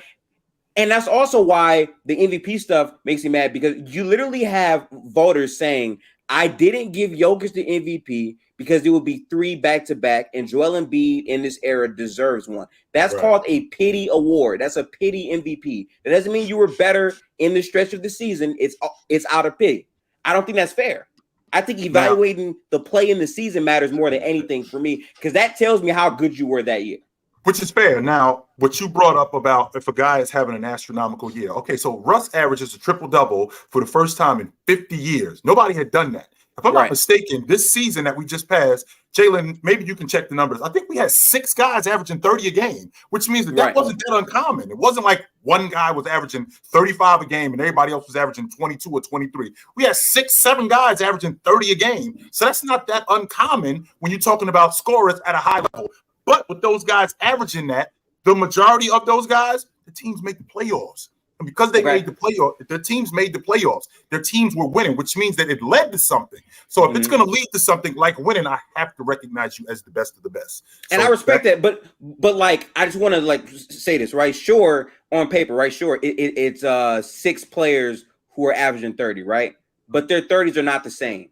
The way Luka bends the defense in his axe to play make and create multiple opportunities down the floor is not comparable to Shai or to Donovan Mitchell or to these guys based on the way he bends the defense and a level of pressure and attention that's given to him, right? Donovan Mitchell is on a great team that has great defenders around him with a natural point guard in Garland who can take the load off of him at times, whereas Luka is the main offensive hub and there's not really great offensive talent on that team, and their defense is mediocre. right? Shai is on a team that has a defensive tilt with a defensive head coach, and that's why they go far. So you saying 6 players are averaging 30, sure, but the context of their 30s, given their situation and how they impact the game beyond just scoring, is what I look at. And I can definitely. Ron, you were saying anyway. Oh no, I was just gonna say I don't know if I really necessarily agree with that. Only because I'm gonna say you also got to look at just efficiency and stuff like that too. And then also one of my biggest things is how much do you have the ball in your hands and how much do you shoot? Luka literally has carte blanche to do whatever. Luka can shoot a half-court hook shot. And how efficient is he doing? Right. And how efficient is he doing all that? How efficient is a half-court hook shot from Luka? No. I'm saying with Luka doing things, he'll probably bang that for real. Listen, I'm saying to what Ron said. Right, I agree with you, Ron. But that's why I value what Luka did, because considering how many times he has the ball in his hands to make mistakes, to miss shots, he's still a very efficient guard. He was still very efficient in multiple areas of the game. I think for him, he probably had his most efficient season yet. And that's with the added context of the pressure that was put on him as the main offensive weapon for the entire season. That's what I'm looking at. But the difference with that Gifted is that he's always been that. And his team has been in the playoffs. This season, with the turmoil that has been going on, with the roster being shaken up, with his play dipping because of that, that's the reason why I felt like he didn't play up to first team All-NBA standards. That doesn't mean that he wasn't playing at an all-pro level, because he still was playing at an all-pro level. But in the past, when he was taking teams to the playoffs, which last year when he took his team deep into the playoffs, he still was bending defenses like you said. But there's a difference. There is a difference, though. The biggest difference to me is Jalen Brunson last year was taking a leap to become a much better player and can help alleviate pressure off. And also, the Dallas Mavericks, again, were a defensive build that played much better defense last year as a unit. So collectively, it made sense. Luka is going to be our primary guy offensively, but we're also a much better team defensively, and guys are simply playing better than what they are. This year, these guys came down to the means, and Luka was a better player this year than last year. I look at all that. And Gifted, I'm not saying that I don't I get the point that you're saying, but out of all, for the most part, all of these guys that we're talking about, other than Steph, and even last year, you could kind of say it was some trouble with Steph too. It was hard for all of these guys had a crazy offensive load. All of these guys were asked to put up a tough 30 or whatever they did. Dame, for instance, Dame got to go get it out the mud. Shai, for instance, I'm not just going to value Luka's I'm not going to value Shai's group more than Luka's group. It's not like Shai was playing with, the 2012 Miami Heat or the 17 Warriors. Shai still had a bunch of young guys. Yeah, they played defense, but offensively, he was asked to do a lot too. Shai was asked to damn near do everything Luka was asked to do. I 100% disagree with that. 100%. No. Yeah, but the thing about that too is people. I think people want to play with Shai. I think people like playing with Shai. I think they're more inspired to play basketball with Shai as opposed to Luka. I don't think people really want to play with Luka. Yo, and don't get me wrong. When I say Shai was asked to do the same thing as Luka, Luka's game is different than Shai's. So Luka play makes better than Shai. But when we talk about carrying your team offensively, he was asked to do that. It's the reason why he averaged 30 points. Right, but you can't say that it's equivalent to Luka when Luka is averaging 30. He's asked to come down the floor and make every offensive possession work. When on that OKC team, Shai could play off guard to Josh. He could give the ball over to Luka could play off ball.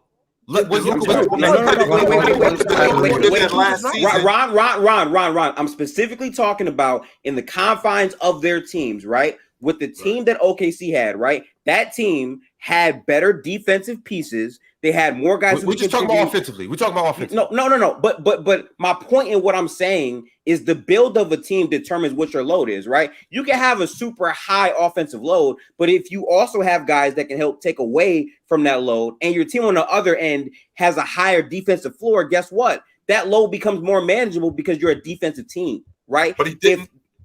Keep going. I'm sorry. The Dallas Mavericks were a team that they went far last year based on them having a defensive mindset, a defensive-minded team first with shooters and Luka. That's how they worked. This year, the shooters were not effective. They were inconsistent, and they were not playing defense. When you take away from either the defensive side or the offensive side, you are raising the ceiling for how high you have to output on offense. That's what it is. For OKC specifically, they were a defensive-minded team as a roster, and because of that, on top of the wings that they had, and they were a run-and-gun team with a bunch of athleticism, they had a higher floor night in and night out than the Dallas Mavericks team. So the offensive load that Luka is responsible for and the offensive load that Shai is responsible for is not the same. That's what I'm saying. No, which is true. I 100% agree with that part, that he wasn't responsible because he had different offensive players, which goes back to the logic that, well, Luka's always been doing this.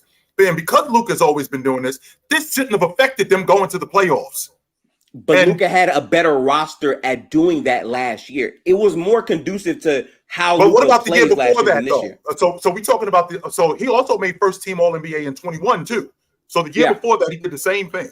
Right, and he also had a roster where Bullock wasn't as good, or who am I thinking about? Bullock and Finney Smith.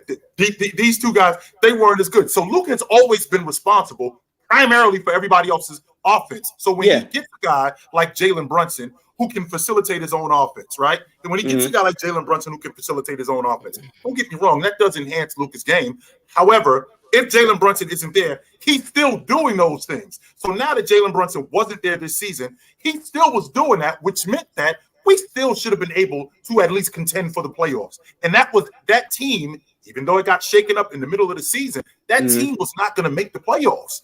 And it was largely I said the same thing. Yes. I said the same thing after they made the trade for Kyrie, because their team already going into the trade deadline was 24th in defense. They were an abysmal defensive team. Luka was playing and they got worse actually after they made that trade. They went even further down. They were worse. Kyrie and Luka were both in and out, and ultimately they did not perform that well as a duo at the end. Even though the offense was great, they were still figuring out and fine-tuning things. But the context, to me, the biggest context is the competition in the West after the trade deadline. How many teams got better? LA had the best defense in the league after the trade deadline. Dallas was taking a step back even more defensively. Like, that context to me in the confines of what the comp is after the trade deadline impacts how I'm looking at Luka and that team.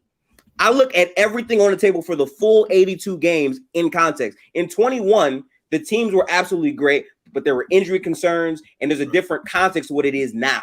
That's my only point. Fair. All right, Gifted, can we get your what you would do with the 6 players that made the All-NBA teams? How would you tier them? Or what teams would you put them on?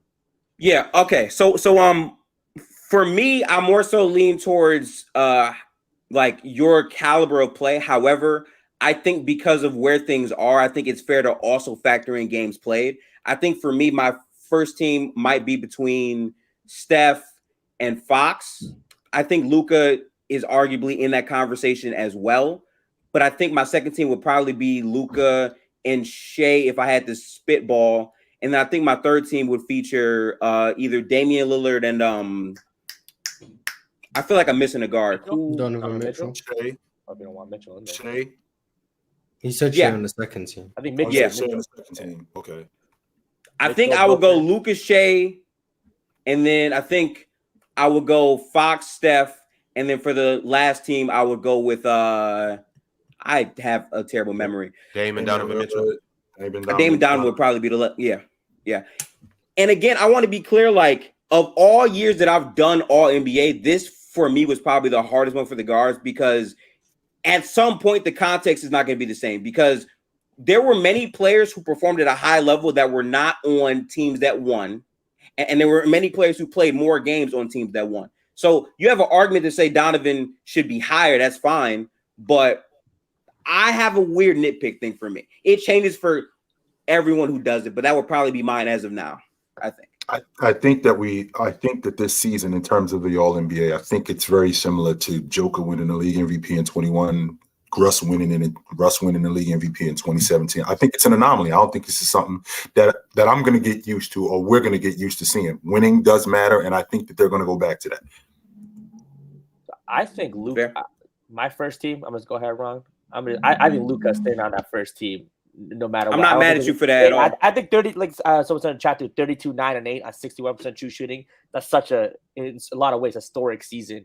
I'm going to keep him in his first team. I understand the dip he had with Kyrie Irving once he got the end of wins, but I don't think that dip was he was playing at such a high level. That dip just brought him down closer to other players, but he was still ahead of them. I just think his dip wasn't that significant where it took him out of that race. Well, there's a reason why he was ahead of him. So before they made that trade, this unit that he was on, I mean, minus Jalen Brunson, the unit that he was on, it was predicated on Luka, and it was built around Luka and Luka's skill set, and Luka being responsible for everybody else's offense, which he's always been. So he's going to play at that level. So when he gets Kyrie Irving, now I got to start playing differently than I played with Jalen Brunson, that I played when I played with Finney Smith, I played with Bullock. I got to play different with these guys, which would definitely hamper my game. That's why I have a problem with him being first team. Not that he wasn't playing at an all-pro level, because he was, but first team. Because when you're talking about guys like De'Aaron Fox, you're talking about guys like Donovan Mitchell, it was consistent for the entire season, and they won. I think with the Kyrie trade that when they brought him in, they just needed more time to figure it out. I do think his game would have to change, but I think his game could have been elevated in ways, right? Playing with Kyrie. They just needed more time, because when you bring a player of Kyrie's caliber, it's hard to figure it out in 10, 15 games, right? I thought the roster around them was very good, though. I thought that they were great offensively, but that roster was not complete enough for them to really make that run, I think. I think they had to put other pieces around those two, and I think this year will be a season that those two definitely prove each other wrong. But I got Luka first team. I put Steph as the first team. Also, I think Steph definitely deserves the first team there. Second team, I would put SGA, and I would put Fox. And the third team, I put Lillard and Mitchell. Okay, and Mitchell or Lillard, I wouldn't be mad at leaving either one of those guys off for another shooting guard. What month was the trade for Kyrie? Because I can look at how they both played after. I got like the, what was it? I think he got traded at the deadline. Yeah, I'm not mistaken. So that's like January or something? February. Right around the middle of February. And I can tell you right now, defensively as a team, they before the trade deadline, they were giving up 108 or 109 a game before the Kyrie Irving trade, and that went from 109 to I believe 117 a game. So they were at the bottom of the league after that trade. Now, of course, I'm giving up two of my best perimeter defenders, so we're going to suffer because of that. Now, bringing in Kyrie Irving, my game's going to change, because now I'm playing with a guy like Jalen Brunson, where I can get him the basketball and I can get off the basketball a little bit more. But I definitely think Dallas as a unit, they suffered more once they got Kyrie Irving, primarily because they gave up a lot of their defense. I also think, Chill, that like something we haven't said yet, and this is probably why Shai and Luka both made first team. If you leave one of them out, in my opinion, you can't have everyone up there. Off of the fact that the level of play, I think Luka still had a higher level of play than Shai, but they were both great on teams that didn't make the playoffs. I think they just said, okay, for first team, we're just going to value that and have these two guys up there. It's still not consistent criteria, though. Hey, see, Gifted, that's why I disagree with you again. I don't think Luka, like obviously we're looking at the numbers, but I don't think Luka just far exceeded what Shai did. Once again, I'm standing on this. I think Shai was asked to do just as much as Luka for his team, if not more, because he plays. I thought we broke down why he didn't do that, though, right? But he literally plays two sides of the ball, right? So we're talking about the offensive load. Yeah. Okay, but now I'm bringing in the defensive load as well. And this is also what I'm gonna say. It's not like the OKC Thunder was light years ahead of the Dallas Mavericks. They were a much better team. They were a much better team than Dallas Mavericks. They were not a much better team. Chad wants to move on. Mars stands with the chat. Ron, I just quickly want to ask you this, Ron. Right? So now you're bringing in defensive load for Shai, right? So I'm talking about overall now. I'm saying I don't think we could just say Luka played much better than Shai. I think Shai did just as much as Luka, if not more. Keep in mind. what were the expectations for both teams at the beginning of the year? That team was supposed to be lottery stricken. That team was supposed to be in contention for what I'm not gonna say we thought they were gonna get the number 1 pick, but they were supposed to get a top 5 pick. I agree. Nobody expected them to do that. What Shai did is he went Super Saiyan 4 and went ballistic and carried them into yes, they were a playing team, but he did something that nobody thought that he was gonna do, and he made a team that really is not all that good look good. Okay, so then So then to directly counter that, what Shai did this season, as good as it was, did not surprise me because Shai's been good. Last year he was Shai was going to average 30, and you thought he was going to get first team. That's not okay. Right, okay, listen. We can move on. Listen, no, Ron. That's not fair, Ron. You can't just say that. Nobody up here thought Shai was going to average 30 and make first team. Ron, right now with him doing that, we're even up here surprised that he even did that. Ron, I'm asking you a simple question. Do you think Shai averaging 30 is out of the question for how Shai's played before this season? You thought I was crazy? Yes. I don't think that's crazy. If you would have said last year that Shai Gilgeous-Alexander is going to average 30 and make first team, I'm not bringing up Ron, I'm not bringing up first team because obviously in people's minds, first team means OKC would have to be really successful. I'm not saying that. I'm talking about in terms of the player he is, his level of play this year does not surprise me. I did not see this happening. Not this fast, at least. I didn't see him taking the jump that he just took this year. I did not see that happening. He didn't take that much of a jump. He just started making his free throws. That's really he's been a good player. Last definitely been a good player. Definitely. I've been telling people about Shai, but yeah, he started shooting like 90% from the line. Last year, he led the league in drives per game. Like he did more of the same this year on better efficiency. I'm not trying to diminish what he did this season, but the play he had this year isn't some wild, surprising play. And that OKC team, I get it. From a roster standpoint, they don't look impressive, but they were a defensive build and a run and gun, high pace, up and down team, and Shai complemented that. I don't think this is like some crazy league. Like, wow, Shai's been good. Last year he was really good. I don't know. I remember last year I was saying Shai was better than Jaylen Brown. Last year, and they laughed at you, didn't they? Yep. Hey, Mars, can I get where you would put everybody in terms of all the players on the All NBA teams? I agreed with what Jalen said. That's what I would have done. What did Jalen say? Lucas, Steph, De'Aaron Fox, and Shai, and then Damon Donovan Mitchell. I think that's fair. Damn, Donovan from first to third. Okay. Donovan was second. Oh, he was second. Oh, that's right. My bad. Okay, my bad. I knew that. All right. Here we go. Some more super chats. John Reyes says, saw this on Facebook. Who would be the best player? Jokic with Hakeem's defense, Giannis with Dirk's shooting, Embiid with Kyrie's handles, or Anthony Davis with LeBron's passing / IQ? They changed it. Jokic with Hakeem's defense is the best player to ever exist. No, Giannis with Dirk's shooting? Jokic with Hakeem's defense is the best player to ever exist. No way. Absolutely not. Yes, he is. Yes, he is. Okay. Real quick. I'm gonna let everybody get their pick off, and then we'll get into everything. Just right. Ron, the post might be altered slightly because the one that I saw, it didn't have Dirk, it had Steph. It said Giannis with Steph's shot, not Dirk's, and that's a dramatically different conversation. Dirk makes more sense because they're big. Yeah, not dramatically. Well, go ahead. I'm not gonna lie, Giannis shouldn't be doing behind the back, putting from 40. So Mars, Dirk is so Mars, as you were saying, Mars. So Joker is Olajuwon as a defender. He's fantastic. He's the best player ever. Why?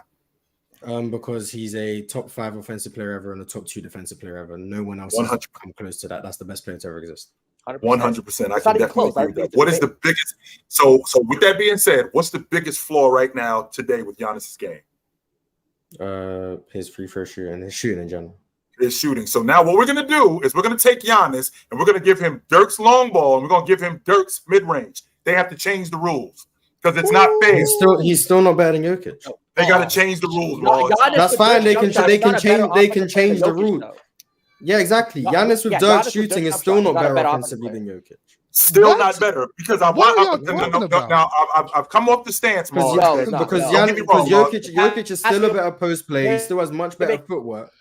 Around the rim, I'll give it to Giannis, and then shooting, yeah, sure, Giannis is better, but then the passing and playmaking gap is astronomical. No, you give Giannis Dirk's jump shot that opens up everything else 10,000%. I'm looking at it this way. Okay, so for me to make my point, you're gonna have to let me disagree with that for a second, because I definitely think that Giannis with Dirk's jump shot is better offensively than Jokic.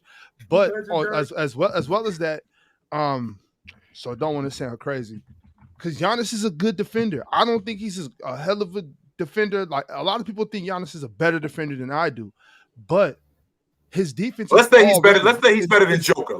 Let's say he's better than Joker. He ain't better than Hakeem. But he wouldn't be better than Joker with Hakeem's defense. His defense isn't Hakeem's defense, but he's already above par defender. So you know what I'm saying. So his defense is already good enough. With that being said, I feel like his offense is better than Jokic, because when you add the fact that when you build a wall on Giannis, you're not building it right up on it. But if I'm shooting like if he's shooting like Dirk, now I gotta stand on his toes. But he's gonna blow. He's unguardable. He's the most unguardable player to ever walk the face of the earth with Dirk's jump shot. I agree, he's unguardable, but he still doesn't have the playmaking and passing factor that Jokic has. The post player that would still be Jokic. And then if you want to say Giannis would be a better scorer, I can agree with that, because I think he would. He'd probably be the best scorer of all time. But then defensively, even though, like, let's say, even if I wanted to concede offense to Giannis, the defensive gap is still very large, because Hakeem clears Giannis as a defender. So that's even true. Then, if I want to say the offense is close, and I'll say, fine, for the sake of argument, it's Giannis. Giannis is a better offensive player because there's no game plan to stop someone who can shoot like Dirk and get to the rim like Giannis. Sure, he can be a slightly better offensive player. Defensively, it's still a sizable gap, and Jokic is still a 10 out of 10, the perfect player on both sides of the ball. That's the best player to ever exist. I just want to be clear. One thing to factor in too is, and I say this a lot when I compare Giannis and Jokic, is just the athleticism, the ability for Giannis to run the court, and his verticality too. Well, Jokic with Hakeem's defense, you have to have athleticism. Like, I'm assuming that's part of the package. You can't have Hakeem's defense and not be able to jump. But is it only on defense? But you can't have Hakeem's defense and not be able to jump to block a shot like that. Now, Mars, I get what you're saying. I have to assume he can do what Hakeem did. He's a better athlete. He has to be that way. Only on the defense. Okay, but if Giannis can shoot, he doesn't need to move like Hakeem on offense. He's fine. He's fine as Jokic. But defensively, he has to have that lateral movement. He has to have that explosiveness. He has to have that second jump. He has to have all those things. Otherwise, he's not Hakeem on defense. So if we're doing that, I was talking about offense, running the floor and verticality. I swear the graphic said Giannis with Steph shooting, not Dirk. I understand that's the comment. We gotta read the super chat though. Okay, all right. I'm not gonna lie. Super chat. Even Steph shooting is ridiculous. Steph, that'd be unfair. That's insane. That's insane if you give Giannis Steph shooting. That's an unbendable, like. I don't even want Steph shooting. I'm cool with Steph shooting. I did have to come off I'm cool with Dirk shooting. I did have to come off the logic earlier this season, earlier last season, that Giannis, because I thought Giannis was a better offensive player than Joker. Now, so of course, until I started watching Joker more, and he walked it back. Like, wait a minute. Okay. All right. However, to put Dirk's post game, like Mars just talked about, well, he's a better post player. Well, there's a reason why Giannis would be a better post player, because he would be able to knock that shot down, that one-legged shot. There's a reason why he would be a better offensive player overall. I'm trying to imagine Giannis in transition knocking down 20-footers. I'm trying to imagine Giannis stopping, popping at the free throw line. That the court now becomes 200 feet long and 150 feet wide. And those assists, that 6 or 7 assists that he's averaging, that now goes to like 7 or 8, because Giannis, I'm not 7 or 8, I'm thinking like 8 or 9, because those passes that Giannis is throwing where he's now in traffic, the court's going to be so much more open now, simply because Giannis can knock down the mid-range and knock down the long ball. And that's going to bring defenses so much closer to him. Yeah. Drew Holiday, Middleton, all of these guys are going to get way more open looks, which would explain why Jamal Murray, which would explain why KCP, all of these guys get the open looks that they get because of what Joker can do on the perimeter. If Giannis had Dirk's jump shot, my God, they got to change the rules. Hey, Chitchat, imagine you have to close out. That's on all true. Giannis. Imagine you have to close out on Giannis everywhere he's on the court. Big Ox, listen to me. Imagine you have to close out on Giannis. This is what happens. Giannis, you can only shoot that mid-range to the middle of the second quarter and in the fourth quarter. That's it. You can't shoot it no more. And you only allow 3 long balls a game. That's it. You can't shoot any more than 3 long balls a game. They would have to completely change the rules for him because he would be impossible. I think what's so good about this conversation is, to me, Giannis's biggest flaw as a player is how he produces in the half court. But a lot of that is predicated on him. Free for shooting Giannis.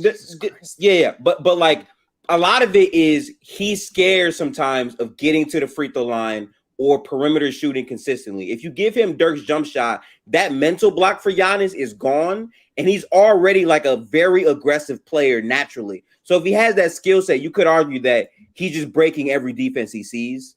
And then he's not going to be as good as Jokic would be defensively. And Mars, you might not like this, but if I'm just interpreting what it says at face value, Jokic's athleticism doesn't change, but he can do things that Hakeem can do only on defense, which would make Jokic an extremely better defender. I agree.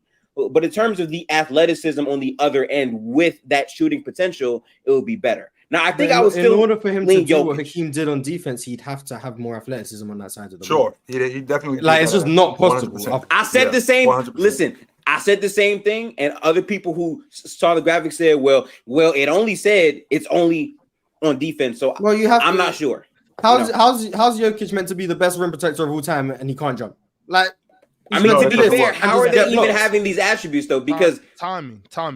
I'll say this though, Giannis. It's not just that. It's about we've seen Jokic move on the perimeter. He doesn't have the foot speed. He's gonna have to have Hakeem's foot speed. That's still athleticism. Like he's gonna have to be more athletic if you're gonna give him Hakeem's defense, which is why I get it's hypothetical. I'm trying to make it too right. Right. But at some point you have to like use our critical thinking here. Like, listen, there's no way I wanted to do that, but they said that like it's more of like a magic type of question. Like, oh, now on defense, Jokic can do all this, but then on offense, he might not be that fast. Like, I'm not sure of like which path is there. I'm just saying for both players, there's a good argument. I think I lean Jokic. If you say Steph, it's different for me.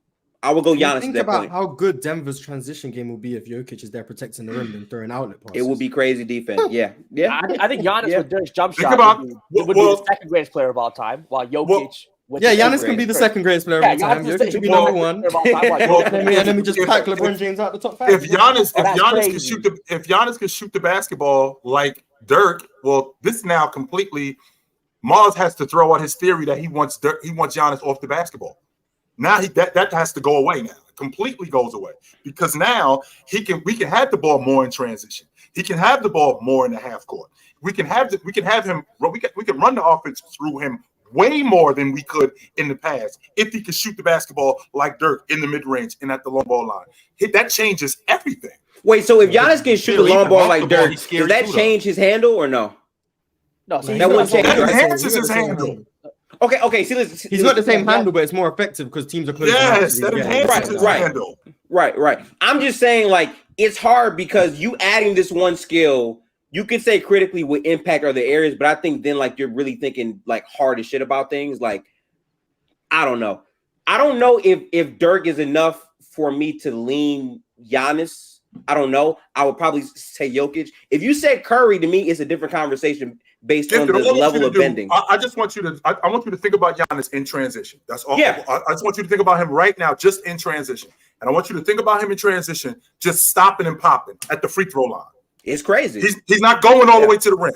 No. He's stopping and popping at the free throw line. Now what I want you to do is I want you to take the ball out of his hands. That's less beneficial, to be honest. Right? I'm gonna live with that though, to be honest with you. I'd rather Giannis take a free for a jump. I would rather Giannis drive down the lane, pull up now what I want you to do, Gifted. Yeah, but it's the same principle to me. I want you to take the ball out of Giannis's hands, right? I want you to take the ball out of Giannis's hands. The athlete that he is, I want you to get him back in transition. And now he's stopping at the long ball line and he's cracking threes. right? Okay, now from three moves me. Dirk was doing a lot of like pop up from the three. Like listen, listen. He wasn't doing a lot of that. Well, you know, this the whole. That is why I'm saying if it's Curry, it's a different combo. He's like that. He wasn't. Not a Dirk wasn't cracking the long ball. Transition pull up. How many pull-ups? How many pull-ups? How many pull-ups you talking per game? Hey, but you just don't remember. You just don't remember. I ain't seen these transitions. You got amnesia. I ain't seeing that. Okay, listen. I don't think anyone is saying that he cannot take the pull-up. I'm talking about the frequency. My thing is, if you're telling me Giannis has Curry shooting, then the shooting tendencies in terms of pull-up, I'm way more moved because of how far back he's extending the floor. Dirk, his bread and butter was what? The mid-range shot. He can shoot the three for sure. I'm not saying he can't, but in terms of like confidently pulling up from 30 feet, that's more Curry than Dirk. Is that fair? Yeah, I think that's fair to say, right? Curry definitely got a better long ball than Dirk. Yes. Giannis with Dirk shooting, I still think teams give him the three. And if it's Curry, you can't do that. I know you can't. That's the difference. Like Dirk was like a 40%, but the volume A wasn't very high, and B, you have to give something up. I think something got to give up. Teams would rather this new Giannis shoot 9 threes a game because you're giving him open threes, and he'll knock down 4 of them, than you press up on the 3-point line. He's getting all the way downhill. And that's why the combo is different to me, because Jokic with the Kings defense, like Mars said, will easily trigger the offense because they're already a great transition team. If Jokic can play defense to that level and get the ball out in transition, there's basically no flaw in his game at all whatsoever, right? So teams will live with Giannis shooting the 3 ball because it's Dirk shooting. If you tell me that's Curry shooting, I have no answer for you. This shooting is just a lesser of 2 evils at that point. It's still, you guys are only going with the mid-range and the long ball. You guys are only going with the mid-range and the 3-point line. Free throw shoots a big Dirk though. In the mid-post on the block, because look, Mars, I remember you had brought up Giannis's or Jokic's ability in the post. So you don't think if Dirk can shoot or if Giannis can shoot fadeaways out the post, you don't think that makes him a much dangerous post scorer? You don't think that is huge. It makes him more dangerous. That is absolutely huge. Yes. Don't Dirk have a statue of that? Yeah, it makes him more dangerous. Imagine Giannis doing that. No, this the thing. This the thing about it. It don't really matter. It don't really matter. Like when you think about it further, though, it doesn't really matter what you give Giannis. If you give Jokic Hakeem's defenses, he's going to be better, because no matter what you give Giannis on the offensive end of the floor, there's still just so much you can do on offense that's going to make it. Like Giannis is already dominant on the offensive end of the floor anyway. So it's like you give him a jump shot, maybe he averages a few more points. You know, it looks crazy. 40, it looks crazy still. He averages a couple more points, but giving Jokic Hakeem's defense changes it gives him so much more. Like his defense is so bad that like if you give him Hakeem's defense, it actually makes him a much better player. Giannis, it's like he's already dominant on offense. So it's like you give him some more offense. It's like that is why I say if you sub out Dirk shooting for Steph's, it's a whole different conversation. Yeah, because you're giving him the greatest shoot to ever exist. Any big you give Steph shooting. I still don't think so. I still don't think so. Well, more like just the more I think about it. What if you gave him KD shooting? Still, I still don't think it too much matters, because that's still one side of the court. That's still one side of the court that he's already dominant at. So it's like unless you're telling me that that's going to make him average 80, then I'm still he's still already gained more. Jokic gained so much more from having that much better defense that it makes his all around game so much better. I'm gonna be honest with you, Ox. I'm already the best player ever on both sides of the ball. Listen. This might be a hot take, Ox, but I'm telling you, if you give Giannis Steph Curry level shooting, the gravity from the paint, like that. Stop trying to cheat. No. Mars. I'm talking to Ox because Ox just said he does not think Curry shooting would change the convo that much. And I'm saying I disagree, because if you give Giannis Steph shooting, the gravity from deep and the paint is insane. It's insane. Does he get Steph's off ball movement? That's a good question. Well, no, just the ability. He's not getting. All he gets is the flick of the wrist. Just the flick of the wrist. That's it. Oh, okay, so once he gets the shot off. That's It's it. Steph Curry. It's just. But my thing is, it's still Curry's shot. Like Steph Curry. I mean, like, I don't know what you want me to do with that. Like, I mean, imagine Giannis with a one count pull up. Just that's crazy. Go one bow pull up. You know, like and a respectable. He's got a long ball that's above average, and he's got a stop and pop mid range. Yeah, he's already an elite defender. He's already an elite rebounder. Don't get me wrong, Mars. I think that Olajuwon clears him defensively. Yeah, but I think Olajuwon clears him defensively. The difference is does Joker clear Giannis offensively? I do think he's better. Yes, he does. Yes, he does. Right now, he clears him. Right now, he clears him offensively. Yes. Don't get me wrong, Mars. Don't get me wrong. I did have to go back and watch that. But if you add in that Dirk Nowitzki jump shot, you add that long ball in, does he still clear him offensively? No, I don't think he clears him. I think it's a conversation. But I think the conversation is close enough to where Jokic being the much better defender at this point, he's still the best player ever. But I want to ask a question, and I'm not saying I think it's close. I just want to ask a question. How large is the gap between Jokic and Dirk shooting? How large is the gap? That's what I'm saying. Oh, that's good. It's pretty large, I think. Okay, you think it's pretty large? How much better of a 3-point shooter is Dirk than Jokic? Yeah, I guess I mean, percentage-wise, Jokic in the playoffs be going crazy, right? But the volume is pretty. The volume is pretty different. Let me look it up because I mean, Dirk don't really be shooting threes either. So. To answer your question, Mars. So Dirk's ability, there's always a separator. So Dirk's ability off the dribble in the mid range, I think he's much better than Joker. I think Dirk. And what I'd like for you to do, Mars, I'd like for you to go back and check out Dirk Nowitzki when he was running with Steve Nash when they were playing. Oh, I've seen. Trust me, I've seen. Yes, in transition, he had that stop and pop from the long ball line and also in the mid range. Also, when we're talking about Dirk getting the basketball just one-on-one, one dribble pull-up, 2 dribble pull-ups, I think that's where the separator is off the dribble. I don't think it's a huge gap, but I think that's where the separator is.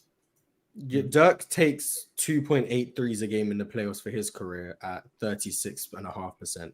Jokic is at 4.4 on 41% in the postseason. That's from 3. And I'm not saying Jokic is a better shooter than Dirk because I don't think he is. But I will say the reason I think Dirk is much better as a shooter is because of the volume, especially in mid-range. But just from like a production standpoint, Jokic doesn't miss jump shots. He does not. He doesn't. He makes his jump shots. Yeah, he just doesn't. Especially wide open. Especially wide open. When he's open, he does not miss. Oh yeah, he's not missing open. I think this year he shot like 60% from mid range. He just doesn't miss. I will never forget in the bubble like how many times he would just take the ball on that baseline and just like looking like he has his weird little one-legger thing as well. It's just with the opposite leg, just off the wrong leg. Like he just doesn't miss jump shots. That's what it is. I was specifically watching Joker's footwork when he would go off, and great footwork for a guy that big and a guy that I think he has the best footwork in the league. That was pretty impressive. Yeah. I also want to say that the other option of Joel with Kyrie Irving's handles doesn't really move me because like Kyrie can, don't move me at all. I don't know what he needs Kyrie's handle for. If you give Joel Embiid Kyrie's handle, he's going to show a long game. You gave Embiid Magic Johnson. I think that hurts him, to be honest with you.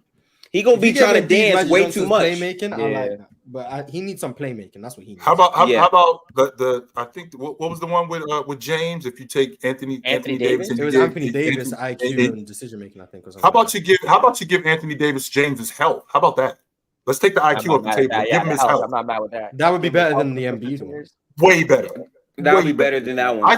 I think Kyrie Irving's handle with Embiid, I think that hurts him because now that drags him way further away from the basket. He's way more perimeter at that point. That drags him way further away from the basket. Not only does it drag him way further away from the basket, Gifted, he has the ball more. Way more time because he has the ball more, and he's doing less with it. He's just handling it. That's what he's doing, and that's hurting his crew. I hate Joel Embiid with Kyrie Irving's handle. I hate that. Yeah, they should have given him some Joel Embiid.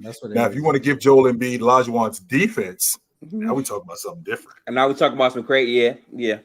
That's fair. You give Olajuwon's defense to a lot of players. We talk about are they gonna be crazy? Like Luka, Steph.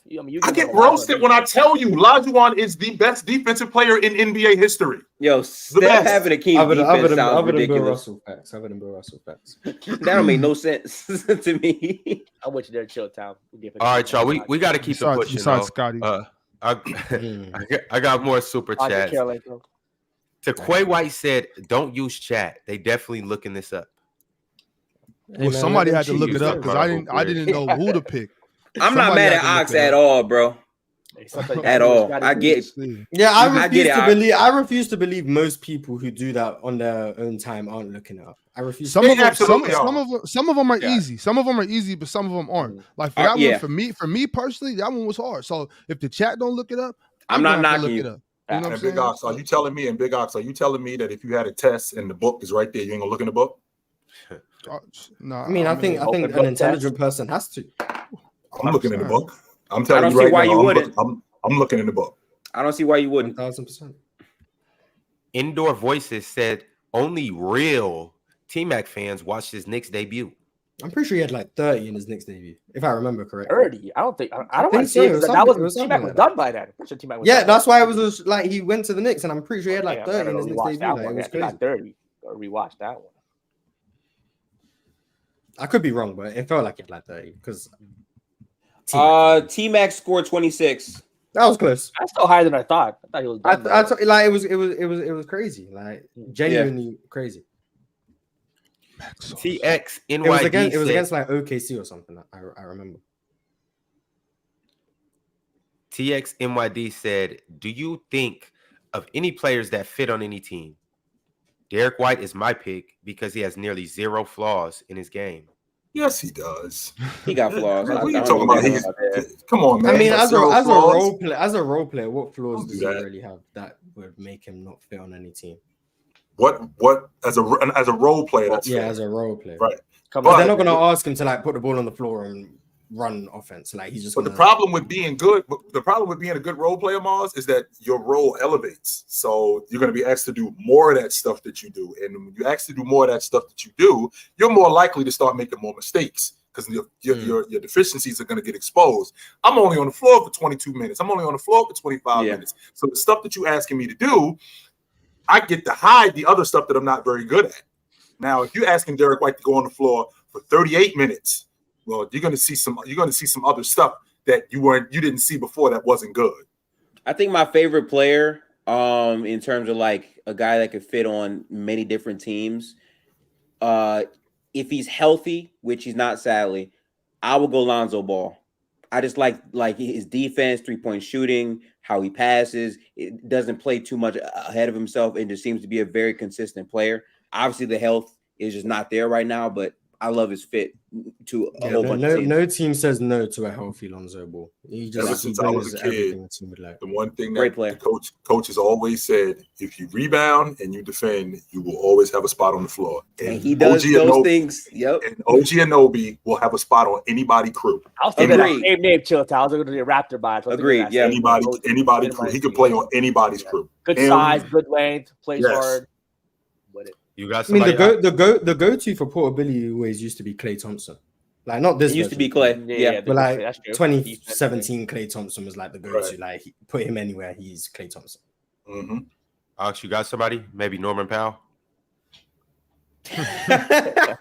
Former Raptor great. I was actually thinking about Otto Porter about 3 seasons ago. That Otto Porter, that version of Otto Porter could play for anybody. Thaddeus Young. Okay. Prime Thaddeus Young. What about like Boris Diaw? Prime Boris Diaw. When Boris Diaw was a great defender, yeah. That's easy, John. Prime Boris Diaw was one of the top 10 most skilled players of all time. That was Jokic's draft comp. He was going to be a worse Boris Diaw. This is true. No Mark TV said thoughts on Darius Garland coming into the year. Also, think Emoni Bates will give what the Cavs lack, which is more outside scoring. He will get better defensively. How do we feel about Darius Garland and Emoni Bates coming into this next year? I like Garland. I think he's a good player. I think there's a lot of great things that he contributes to that unit. But what the Cavs are lacking is a wing who can provide perimeter shooting and also play wing defense. Emoni Bates is not consistent at either of those. he can make tough outside shots, but his defense really doesn't move me like that. But he will get better as a defender. Who sent the super chat? No Mark TV. Because No Mark TV said so. He'll just get better.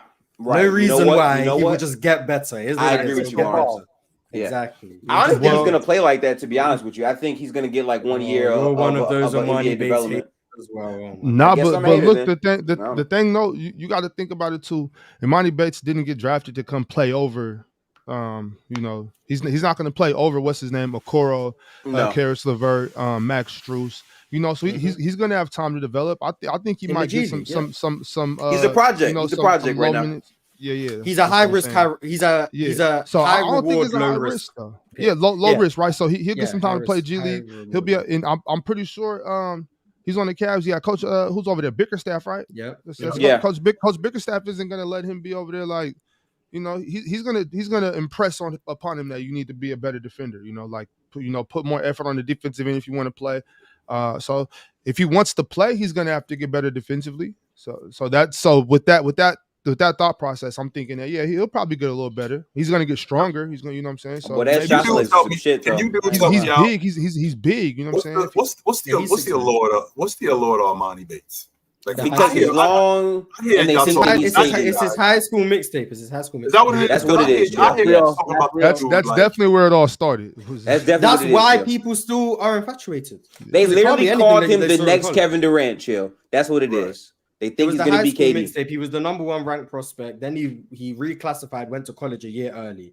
That didn't work out. And then he went to like Central Michigan, which is not a very good team. Eastern Michigan, my fault. So that he could run the show again. And then he put up like a terrible 20 points a game. But there was some highlights. He had a game where he had like 36, made a bunch of crazy shots. But some people game is more built for the NBA though. He might be one of those guys that's just more. I think the high school game translates to the NBA better than college. College is too structured for the NBA. Way too structured. Yeah. High school is more like free flowing, more free, and I think that's how you really translate. So I think if you have belief in Emoni Bates, I don't, but I can see why. I just don't think year one he's gonna like find things out, know how to play defense, and then be this great piece for them in the playoffs. I don't see that in year one. No, probably not year one. Yeah, I'll be interested to see what he does in the G League this year. Interesting. He's gonna be in the G League. I'm pretty sure he'll be playing a lot of G League games. Probably going to be in the G League. And there's nothing wrong with playing in the G League. That's what it's there for. Nothing. If I listen to these people, exactly. What I've been listening to these people, Emoni Bates is the starting small forward on the Cleveland Cavaliers on opening night. Ignore the gas. Ignore the gas. Yeah, because you ask enough people, they'll say he should have been a lottery pick. Yeah. Because that's the problem, Chill. Yeah. He shouldn't start over any one of them. He shouldn't start over Isaac Okoro. He shouldn't start over Karis LeVert. He shouldn't start over Max Strus. There's no way he starts. There's no Isaac Okoro stat line. Moving forward, that Emoni Bates is better than day one. Oh, and then they got the other cat too from Turkey. What's his name? Cedi Osman. Cedi Osman. Yeah, he's not better than any of them. Wade. Wade. Drink More Water said if the Nuggets won the championship in 2021 and the Bucks won the championship in 2023, would Jokic or Giannis be seen as the best player in the world? Giannis is the more recent one. I think people would have a Giannis spot, but they'll still be. It's weird. Giannis won and then got called the best in the world, and then Jokic won this year and got called the best in the world. But Steph won, and it was still Giannis is the best in the world. Well, the reason why, the reason why, Mars, if we and I've had this conversation with you before, it's about being consistent. So if you figure. When Giannis won the NBA championship in 21, he was coming off back-to-back league MVP seasons, wins the NBA championship in 21, and wins the Finals MVP. When being consistent, that's the best player on the planet because that's what Tim Duncan did in 2003. So now if we fast forward to what Joker just did, where he's the back-to-back league MVP and then wins the NBA championship and the Finals MVP, that's the best player on the planet if we're being consistent. While Steph Curry, who's just coming back from being removed in 22. He was removed from the finals 3 years. Hadn't been in the playoffs. Missed the season. 21, he was third in MVP, led the league in scoring.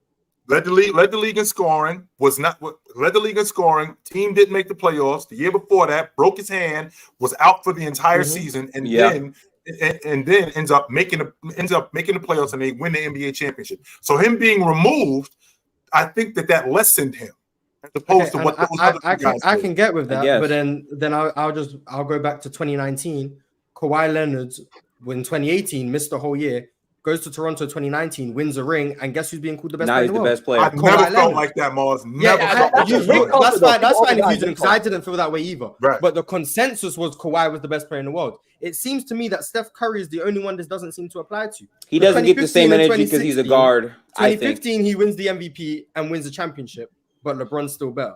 But then the next year, he follows that up with a unanimous MVP. They don't win in the championship, and LeBron is still better. Then he wins the championship the next year after winning back-to-back league MVPs, wins the championship in 2017, averages 26, 8, and 9 in the finals.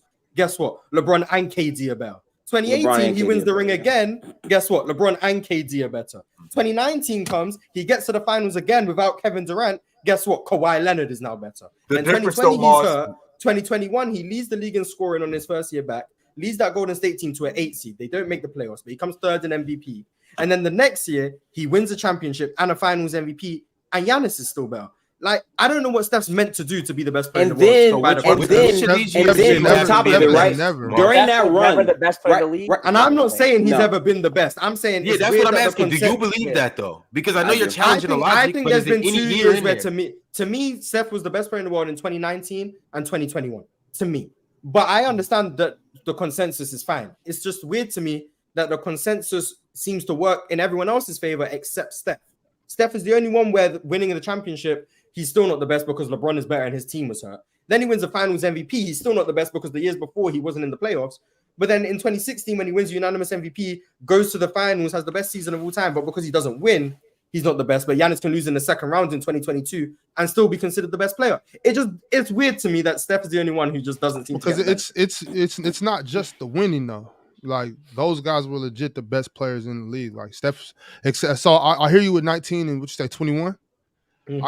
I can hear that argument, but I think I can't agree with 19, maybe 21. But because there was never Kawhi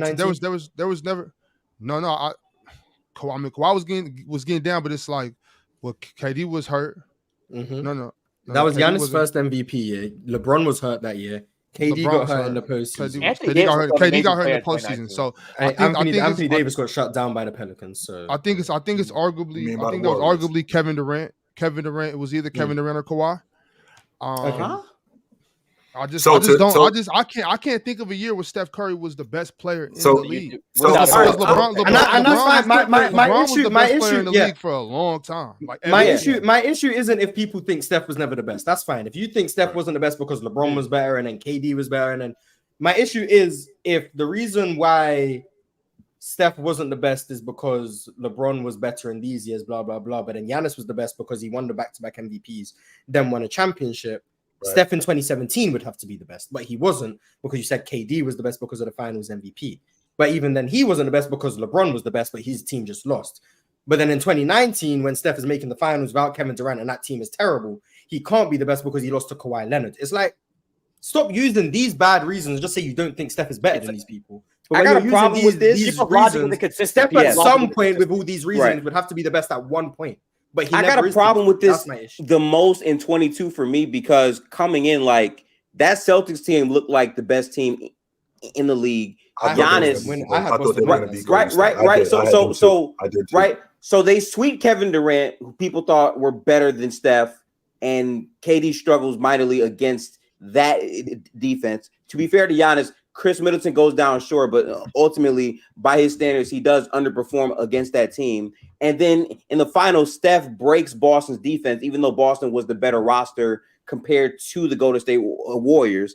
And then people still say Giannis is better than Steph when Steph's flaws as who he is as a player does not poke out nearly as strong as Giannis's flaws. I don't really get those conversations. And I agree with Mars. Like, if your energy is, okay, this player played at an MVP caliber and actually won, he's the best player. Why is that not held up for Steph? In my opinion, it's because he's a guard and people are just more used to having these bigs or these wings or these two-way guys be that. But I think we have to understand being a two-way player does not guarantee you to be the best player in the league because your impact is what matters. It does help. The most. I do think it's because Steph is small. That's the reason I think. That's what it is for me. I think that is. I think more than anything, with my logic, it's about being. And there may be some consistencies that I've had from time to time, but with this in particular, there has to be a consistency. So again, if I'm going off what I had seen in 2015, Steph Curry was not the best player in the championship series. And in 2016, he was the best. He was the best player in the regular season, had a historical season, but they lose, and he was not the best player in the championship series.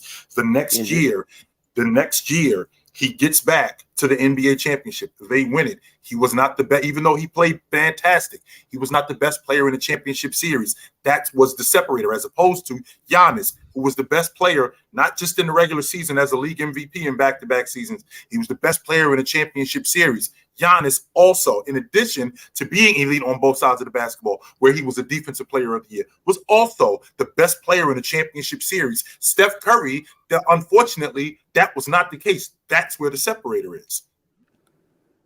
Okay. Then I would just ask about 2022 again. 2022 is different, and the reason why 2022 is different is because that was the one year he was the best player in the championship series. However, the other two things he didn't have. He didn't have the back-to-back league MVPs leading up to that, like Giannis did, like Joker did. He didn't have those two things. Who was the best player in the 2019 finals to you? Who played the best? I think the best player in the 2019 finals. I think Leonard played the best. Okay. So that's where we'd agree to disagree. No.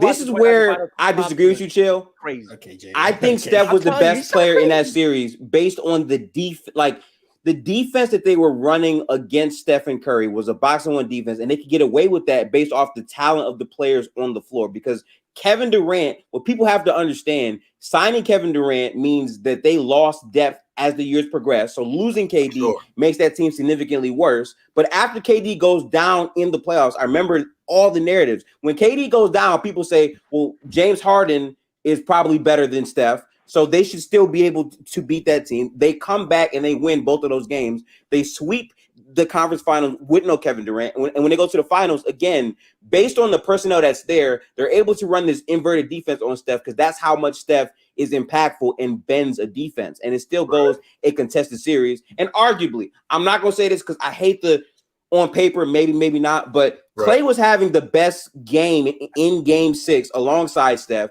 and maybe they go to game 7 to win. We don't know. But my point is, in terms of level of play and the way they were bending the defense and the performances, Steph was the best player in 2019. And off of 2017 with Kevin Durant, in my opinion, the way Steph impacted the game, he was still better than Kevin Durant, but Kevin Durant was a great performer based off the self-creation. Because even against those Cavs teams, Tyronn Lue literally said himself, they created the game plan for Steph, which opens up the lane for Kevin Durant with Steph and Klay Thompson on the wings to shine the way that he did. He still played great. I'm not going to say he didn't put up the numbers, but in terms of impact and the way that you're changing the floor for your unit, I thought Steph was still the better player. Then when you get to 2022, my biggest issue is 2022 because he still had a great regular season.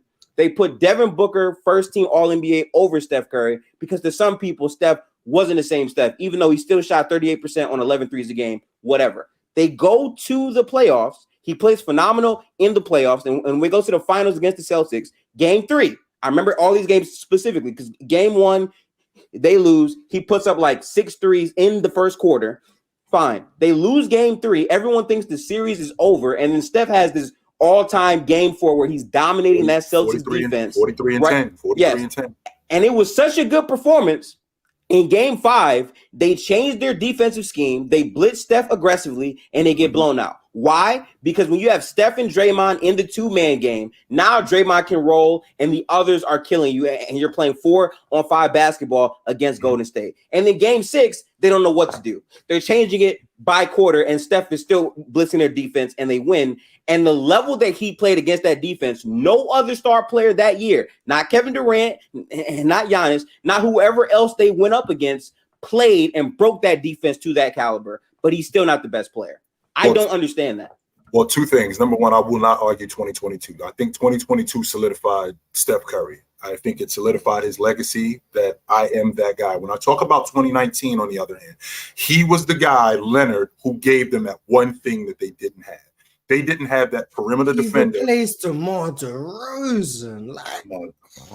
Again, he did replace DeMar DeRozan. I'm not saying wrong about that though, because he did feel that need. But what has to be acknowledged is that Raptors team was good enough to the point where, right, Kawhi was afforded the luxury of not having to play regular season games because they could win without him, which got his legs ability to perform in the playoffs. They were 17-5 without him, I believe. They were 17-5 without him. And he did play, and I think he played 55, 56 games in the regular season without him. No. I'm not saying he didn't play at all. My point is he's afforded the luxury. But we got to use that same logic with Steph Curry. He was afforded the luxury of playing with Draymond, Steph, and Clay.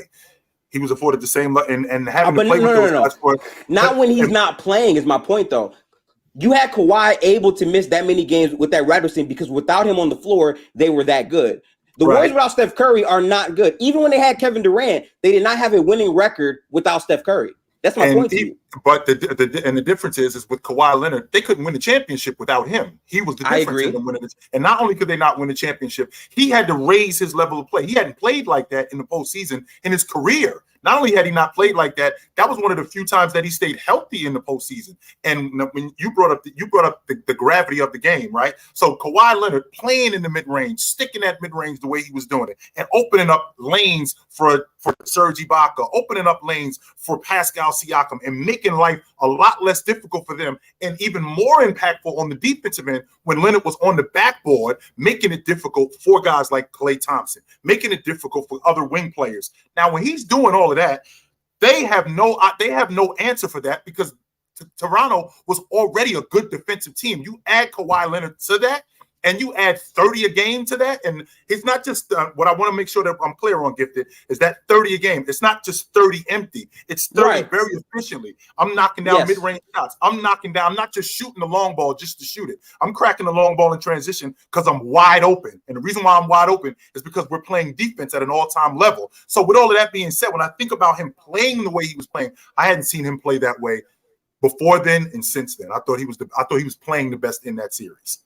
All right, fellas, we got to move on, y'all. We got to keep it pushing. I got more super chats, and we also got to get into the title of the show, which is actually what we're gonna do right now. Players that will never, ever win an NBA championship, currently playing right now. Who do you guys have? I want to go around the room, and I want you guys to give me some players that you just don't think are gonna finish with NBA championships. Now we got obvious guys, but I want to hear some less obvious guys too. Maybe some younger guys, some guys in their 7th, 8th, 9th year that you guys just don't quite think are gonna either they don't play a championship style of basketball, or you just don't project where they're at in their career with their teams or their style of play or whatever that they can get there. I'll start the conversation with Joel Embiid. And the reason why I'll say Joel Embiid is simply because in the postseason, he doesn't do the reason why his numbers in terms of scoring drop, because he doesn't do the other things in order to enhance his game scoring. So he doesn't rebound. So because he doesn't rebound, his team's not able to speed the game up. He doesn't rim protect like he should. And because he doesn't rim protect like he should, that team is on defense a lot. So they're giving up a lot of points. So when he doesn't do the other things, rebounding, defending, running the floor, rim running, getting easy baskets, that stuff doesn't open up his game. And because that stuff doesn't open up his game, that's who he is. Add that to the fact that him being in the shape that he's in, there's a reason why he breaks down. The reason why he breaks down is very much like James Harden. I think he's only prepared to play a certain amount of time. I don't think he's prepared to play late in May, early June. I don't think physically he's prepared to do that, which would explain why he breaks down. And if he continues this way, I don't think he's ever going to win an NBA championship. I think Donovan Mitchell's not going to win an NBA championship. I was going to say Donovan too. Yeah. I think him, when he joined the Cavs, I think they were expected to take a big jump. The big thing with him is I don't think he makes his teammates better. I didn't see Evan Mobley take a huge jump. I didn't see Jared Allen take a big jump. I didn't see those guys elevate playing next to a guy like Donovan Mitchell, like I think a player of his caliber, all NBA guys should. So I think Donovan Mitchell just being kind of a volume scorer, not making his teammates all that much better. I don't see him being a number one or maybe even a number 2 option on a championship team. I would say probably Jimmy Butler. I think that window is closed. I think the Celtics run the East now. Karl Anthony Towns. Pretty sure. I'm out on Karl Anthony Towns. Pretty sure you got to be a little tougher than that. I'll take that back, Ox. I'm not out on Karl Anthony Towns, but this season's going to tell me a lot about where that Minnesota team's going. I'm not completely out on him, but this season's going to tell me a lot about I'm telling you, that stock is going down. Sell. If Anthony Edwards can get Cat a ring, if Anthony Edwards can get Cat a ring, all the power Anthony Edwards. Hey, look, Ant is cold. I love Ant. I don't think he's the second best shooting guard in the league yet, but he's not. He can't carry Cat, bro. Cat's too. He's too much of a liability. Oh, did I say Trae Young already? No, you didn't. No. Trae Young. Who else we got, fellas? Mars, Gifted. Go ahead. I think for me, my hot take player I might pick might be Jaylen Brown. I don't think he's gonna win. I think if that Celtics team does win, it might be after him. I think they're on a good team now, but Porzingis is already going through health concerns in the offseason already. I know they said that he'll be right for training camp, but missing that time to gain on-court chemistry with your teammates and develop your game more during the offseason matters to get prepared for the regular season. And I kind of feel like Boston is a team that is going to be capped out in terms of having to pay Jaylen Brown and Tatum a lot of money. So I do think Brown might get moved 2 years into his contract, but that would be one player, I say. I'm going to be different because TikTok needs the clip. Victor Wembanyama. He's not going to win a championship. The mold of European players being loyal to the soil is true. I think he's going to stay in San Antonio long term. And I don't think they're going to be able to build a unit around him due to a lack of free agency pool and the fact that their draft picks that they've had in recent years aren't particularly high level enough to where I think he's going to have the pieces around him necessary to compete. Alongside the fact that by the time Victor enters his prime, Greg Popovich will be about Chilltown's age. So I'm just... Greg Popovich is older than me. I just want to make sure we're clear. Greg Popovich, I know that. He's definitely older. So if he's my age by the time he's in his prime, that's real good for him. Benjamin Button. Oh, my fault. Benjamin Button. I just want to make sure we clear. You could have fooled me. I could have swore you were older than him. But I feel like Pop's older by a good 15, 20 years too. It's not even say you could have. So Mark, you said that for the TikTok, right? Yeah, mainly. Okay, Do I think it's a guarantee he'll win? No. So I think it's fine that I can say I don't think he'll win. Right. But if I was putting money down, do I think Wemby wins 0 or 1? I'd probably say I think he wins at least 1. But I'm fine with saying he doesn't win at all because I think the reasonings I gave are pretty valid and make sense. I don't think they're going to be able to put the pieces around him necessary, and I think Greg Popovich will be retired by the time Wemby's in his prime and whoever's replacing him. I mean, your point's like if we call it circumstantial evidence, we I guess we can accept it. You know what I'm saying? We're not gonna throw it out. Accept my point. Yes. You can't. I mean, you can't take those arguments to court, Mars. That's so. Well, I mean, all it is a prediction. Am I going to the penitentiary? In order to win a championship, it's always going to be circumstantial. Yeah, your coach. Yeah. So you better off. You're better off with the public defender. Every championship is going to be determined on whether or not you have the right pieces around you. I mean, no one wins. It's hard to win a championship. That's. So if I don't think the Spurs are going to put the right piece around Wemby, guess what? That means he ain't going to win. But you gotta know free agents are gonna want to come play with him. Like the the next point guard that's probably is gonna want to go to San Antonio. You said why? Yeah, why? Well, I mean because he's the future GOAT. He's the future best thing to ever touch the hardwood. People want to play with him. If he's you know what I'm saying? Everybody wants to play. All the guards want to play with him. You know the best player Giannis. All the shooters want to play with him. But the best player Giannis has got is Drew Holiday. Yeah, but we're not talking about Giannis. We're talking about Victor Wembanyama. Are we forgetting the Giannis talks about how he was going to be the GOAT? We're forgetting that didn't 5 years ago. That was 4 years. Yeah, and that's when they got Drew Holiday. But Mars, if Vic's career is Kareem Abdul-Jabbar, it's a failure, bro. Somebody wants to go play with him. That's crazy. Yeah, no one wants to go to a team of that expectations where, guess what, championship or bust instantly. No one's doing that. If James Harden doesn't win a ring, is he the greatest player never to win? Oh no, he already That's is. what I know. I think Carmelo, Charles Barkley. Yeah, Jalen. No. Okay, no. I'm just asking a question. If James Harden, that's why James Harden's number one without a ring because of that. Well, that 2018 season was crazy for James Harden, man. I'm sorry, that's an all-time season. No, it is. No doubt, it is. So if he doesn't win one, it'd be one of those things. Westbrook's probably not going to win. Steve Nash is over James Harden all the time, but it's fine. Hey, that's one of those players. That's okay. But realistically, it is that guy in Utah. But Are you talking about Walker Kessler? It's 100% Karl Malone. Yeah. KM would say that. Yeah. I can't call him the greatest or anything. I'm sorry. How do you guys feel? But he's not the only one though. Like there's a couple more. Yeah. You got Iverson. Don't forget he didn't win a ring. Okay, what about out of these players? Out of Tatum, Luka. Let's throw. Luka's another one I probably don't think will win. See, I'm worried about Luka too. Like I feel like Mark Cuban. I think Luka's interesting. For the past 20 plus 3 years now, he had Dirk and now he has Luka. He has one ring to show for it. I feel like Mark Cuban gets a pass as an owner. It's because he's personable. He's personable, likable guy. That's what it is. Players well, but I think he gets a pass for not being. I think Dirk they should have been able to win at least one more with Luka. And it's also the way that unit is built. To Mars's point, the way that unit is built, it's one guy and a bunch of other particular guys around that one guy, which gets you to the playoffs. But in today's game, or even back then, that wasn't enough.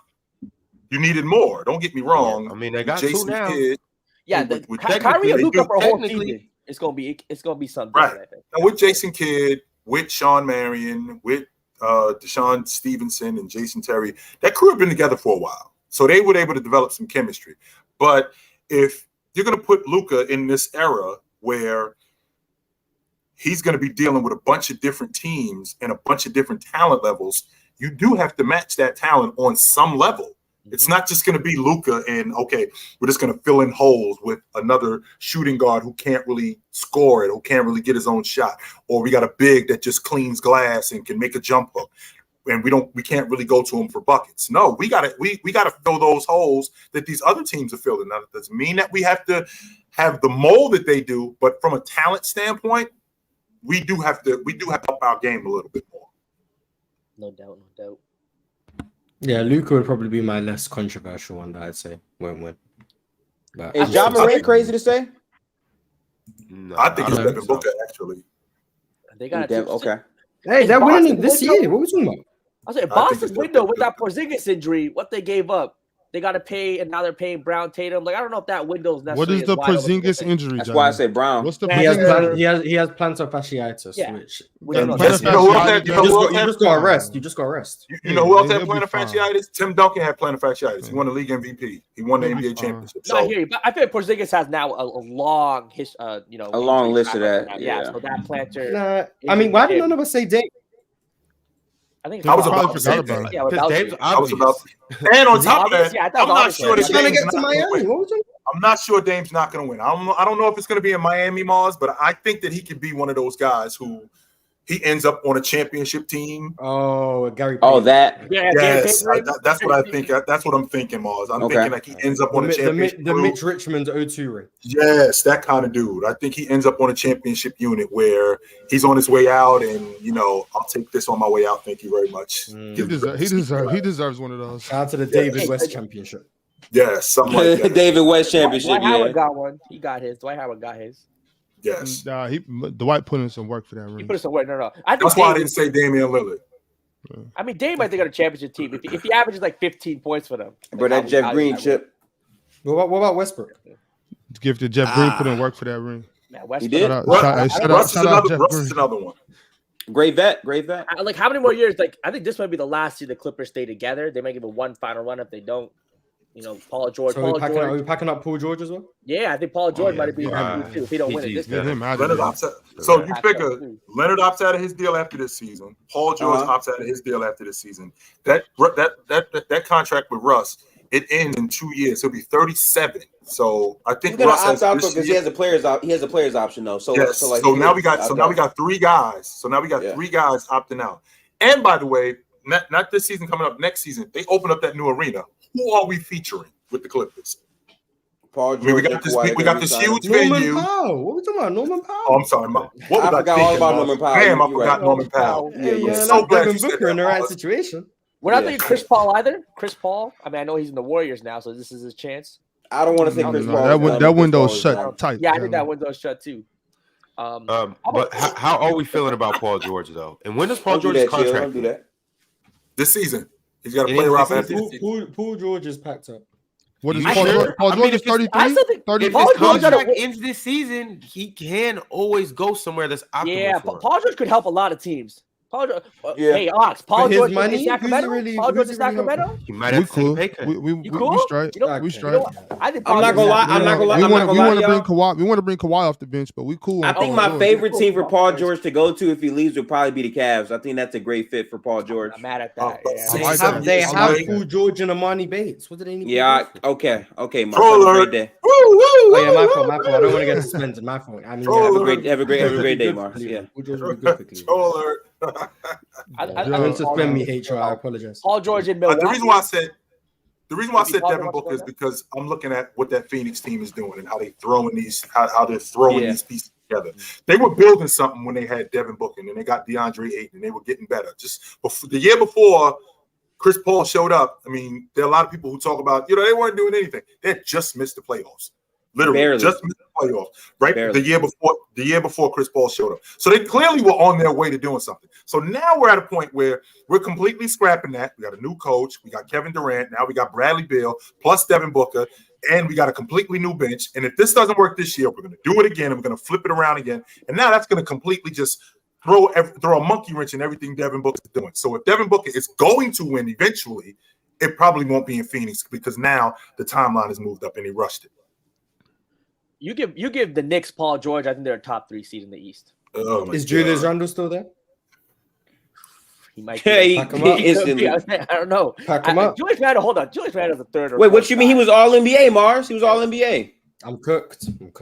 You're cooked now. Twice. Yeah, that's the issue. Julius Randle's going to have more All-NBA selections in his career than guys like Ray Allen. Eat it, Mars. Eat it. Hey, but this is the thing about Paul George. He was playing really good this season. What? It was just a pretty good hyperextension, right? It wasn't no structural damage. He didn't have to get surgery, right? Yeah. So the way he was playing, I seen Giannis recovered from that in a week. Yeah, well, he's not Giannis. That's a Greek god you're talking about, Mars. Yeah, you gotta do better, man. He came down from Mark said you gotta do better. I think Mars ain't on no nonsense with that. I thought his season was over. I thought he was out. I thought he was done when I saw that. Yeah, so I mean, but that hyperextension for Paul George, that shit looked really crazy. Like that was ugly. Not to say that Giannis's wasn't. I was shocked right. Giannis too, but nah, PG was playing really good before he hyperextended his leg this season, and so like I'm saying, it wasn't structural.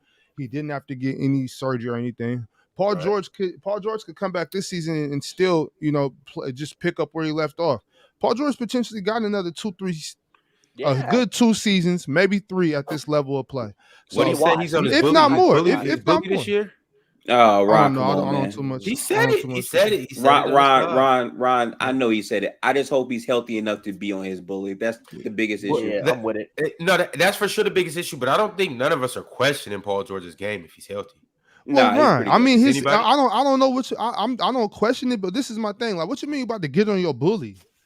Like you about to play the same way you played last year. If that's getting on your bully, then okay. But like, what do we expect from Paul George to be hard? I guess he's trying to get back to OKC.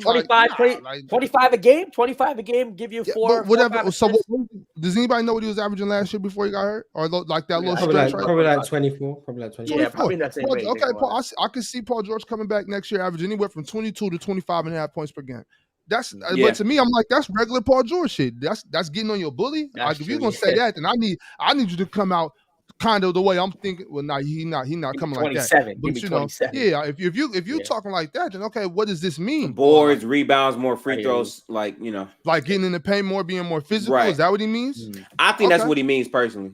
That's cool, but I'm like, I'm George getting to the rim more. Yeah, yes, please. I've been. So on the other end of the spectrum, which player do you guys hope that wins a ring? That's been in the league that you think deserves a ring or should win a ring. Domantas Sabonis, Jalen Green. See, I'm thinking a guy like Derrick Rose. I think Derrick Rose walks out with a ring. even if he's not a big part of it, I'm happy. Then I'm gonna have to hit the top 10 point guard all time. No, that's exactly what you're gonna have to hear, Mars. That's not ain't nobody hearing that shit. Ain't no. What he's been through, the injury. Be serious. Ain't nobody gonna say that. I'm telling you, Gifted, the goofy logic will start. People are saying it as of today. Who? Top 10? The Derrick Rose jockstrap sniffers. The goofy logic will start. I guess it will. I guess. Yeah, shout out Al Horford for sure. I'm not taking the people serious. Al Horford, I don't mind getting a ring. Yo. Al Horford, I like that. I like that pick. Jeff Green got his last year, so I just need Al Horford to get one in this year. Jeff Green, I think Al Horford's. I think Al Horford's played the most games without winning, right? Well, shit, his ring days are done. Most games without winning, Al Horford. I thought Vince Carter's probably the most games without winning, or it could be wrong because he got it. No, Al played the most games in the playoffs without winning. Yeah, I can see that. I'm pretty sure. I want to see Rudy win it. I like that. I like that pick too. Yeah, I want to see Rudy win it. I'm a big Rudy fan. People forget how good defensively he was in Utah and just kind of overlook it because he had the best player on that team. Yeah. I'm not mad at that. I like it. All right, y'all. Let's go ahead and skip over to these super chats. What we got? Lord Omega Gandhi said, "Who do we put in? So who do we put in for SGA and Luka then?" We already talked about it. Donovan Mitchell and Steph Curry. Masink OG said Mars' first build on 2K24 to be Julius Randle. Oh, that's pretty disgusting. I mean, I might have to make the Julius Randle. That's pretty disgusting. I might have to. I really might have to. If you did do that, right, Mars, and you was man, I grind. No money spent. I ain't giving 2K my money. If you was okay, well, never mind. I was gonna say because if you get down with Julius Randle, or you would that possibly change your output? Like he got busy in 2K with him, so you know. that would just be proof that I'm just so great. That's what I would do. It would just solidify my great. If you put your head in Julius Randle's body, he would be goated. He'd be a top 5 player in the league for sure.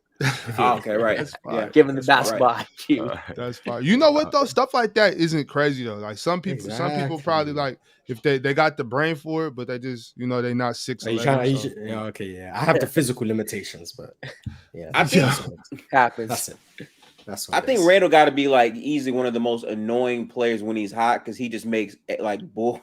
Oh, he thinks he's Steph Curry. He thinks he's Steph Curry when he's hot. Like when he's hot, he be making Steph Curry. He's making that shit when he's hot though. That's what I'm saying. Yes, he doesn't become Steph Curry for a moment. I will never forget last season that Miami Heat game winner off like has corner three. Whatever he dropped that ball like 16 times and 16 times still made it. Yeah, it's crazy. Such a fraud. Quay White said, "I'm fine with incentives, but it shouldn't be tied to the media or something that's voted on. Minutes played, wins, stat thresholds, winning series, etc. are fine because you somewhat control that." I agree. I can agree with that. It shouldn't be your incentive shouldn't be subjective, in my opinion. Yeah. It should be lead the league in scoring. That's not subjective. You average the most points. There you go.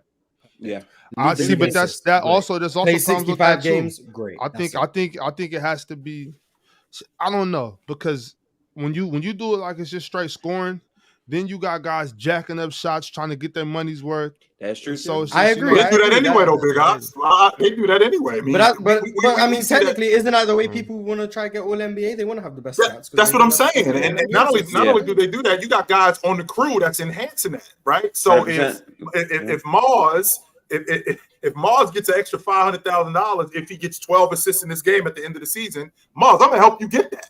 Yep. The NFL is notorious for that. The NFL, the last week of the season, in the NBA is pretty like I've heard players talk about like if they have an incentive to shoot like a certain percentage, like closing out the season, they'll just start shooting less shots so they don't mess up their percentages so they can stay over their incentive. 100%. That's what happens. That's pitiful. That's pitiful. I agree, but it's I mean, if it's 500K, I'm not gonna say pitiful, bro. Go get your money. 500K, I'm not gonna. I'm doing that shit every time. I'm gonna be honest. Yeah. I will not. My thing is, it's not pitiful, but their actions necessarily.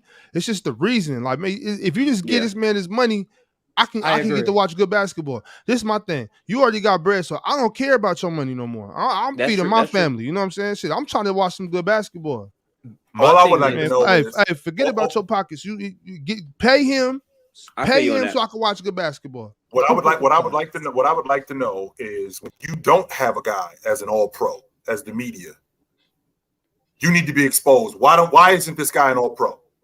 If all of us know for a fact that this guy is an All-Pro, show his name. Yes, you specifically don't have him as an All-Pro.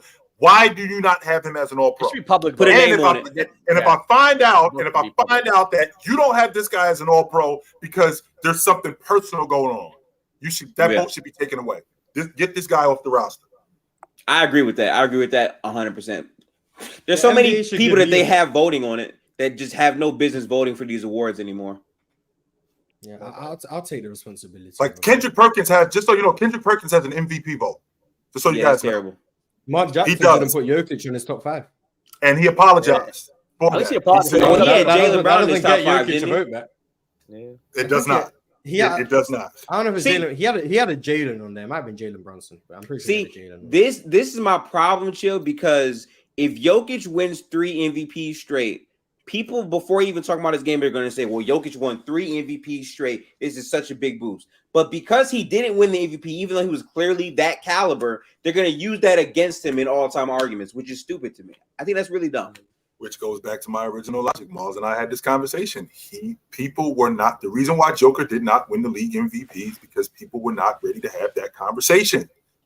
Because if Joker wins the league MVP for the 3rd straight year and they win the NBA championship and he wins the finals MVP, we got to have a different conversation about Joker. It is a different conversation. That's what I'm saying. A completely different one. And they're not ready to have that. So they're like, no, we're not doing that. We're not. Kendrick Perkins statement going viral too. Definitely. And that's why it's hard for me to respect accolades to the same level based on that, because you're using other criteria that is outside of the regular season we just saw to, say things. Like, people are literally saying, I voted for Embiid because I thought he needed one. He's not healthy all the time. No, that's stupid. I'm not trying to hear that. Yeah, no. I'm not trying to hear it. No. Not trying to hear that. All right, fellas, moving along. Your star said they played 16 games together, both being in and out, plus Luka dealing with ankle issues, plus mid-season weight gain after the injury in January. Luka pre-January injury was 34, 9-9 on 50, 36 splits or so. He was shooting like 74% from the stripe, 75% from the stripe. He was outstanding. I really want to see Luka and Kyrie together for a season and see what they do. Kind of like how I felt about I have James Dallas Harden being a very good team this season. I have Dallas being a very good. It kind of depends on if Derek Lively is a very good rookie or not. It's just hard to call. It's just hard to call pretty much any team in the West damn near, because it's like so many good teams. I still think that playing team, Mons. I do. Ooh, I get it. I do. The thing is, I think the West is going to be so close again. I think you could be the 7th seed. I'd be like 3 games away from 4. Like, playing. I mean, it's not really. I think Denver's probably going to fall like closer to the pack as well. I think 1 through 8 is going to be separated by like 7 games, like genuine. So, and that's like another argument, by the way, for the all NBA teams this year, because it's like, okay, this player won more, sure. His team was 3 seed, and they're literally 2 games away from my team, who's the 8 seed, because that's how close it is. I hear you. But with that being said, I mean, the 3 best records in the NBA were in the Eastern Conference. That was Milwaukee, Boston, and Philadelphia. They had 3 of the best records not in the Eastern Conference, in the NBA. Bro, I really need the NBA to say, all right, you know what? We're done with East and West seed 1. Nope, we're not doing that. See, I'm trying to see comp. I'm trying to see comp. Give me the comp matchups, Chill. Give me the comp matchups, Chill. Give me the comp matchups, baby. It's better for the game. I'm trying to see Giannis versus Jokic early. Give me the comp, man. Give me the comp.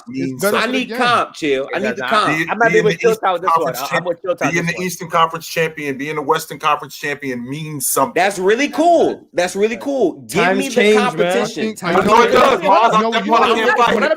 know what though? That Eastern Conference is mid. What they got to do is make that a regular season award.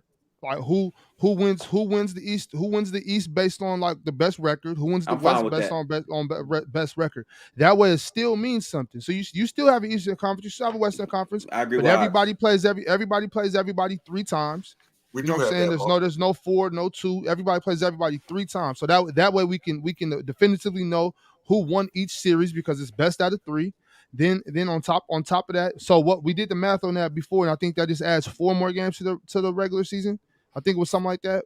It was less than 5 games. It was less than 5. Yeah, it was something like that. I think it's personally better for the game. I think we would have got much better playoff series. We might have got to see Bron versus Kobe. You know what I'm saying? Like stuff like that. We're missing out on stuff like that. And I think we should definitely consider doing that. I think the comp is going to be so much better 1 through 16. So much better. So, bro, there are some teams in the West who didn't make the playoffs that, based on record, if they were in the East, would have made the playoffs. It would have been like the 4 seed. Yes, that's happened. That's happened. That's happened. I almost said hundreds of times. That's happened a bunch of times. Many times, Ox. Yeah, yes. Hey, and chill. It will still be conference championships. I mean, it won't just be labeled East and West. But I mean, you're still gonna have to split it into 2 brackets. So, like, if you win your bracket, you're technically your conference championship or whatever you call it. I do understand. 1 through 16. 1 through 16 by record, whatever it might be. I understand that times change. I do, and I'm definitely one of those people that's with changing the times. I'm not a dinosaur, right? I'm definitely one with changing the times.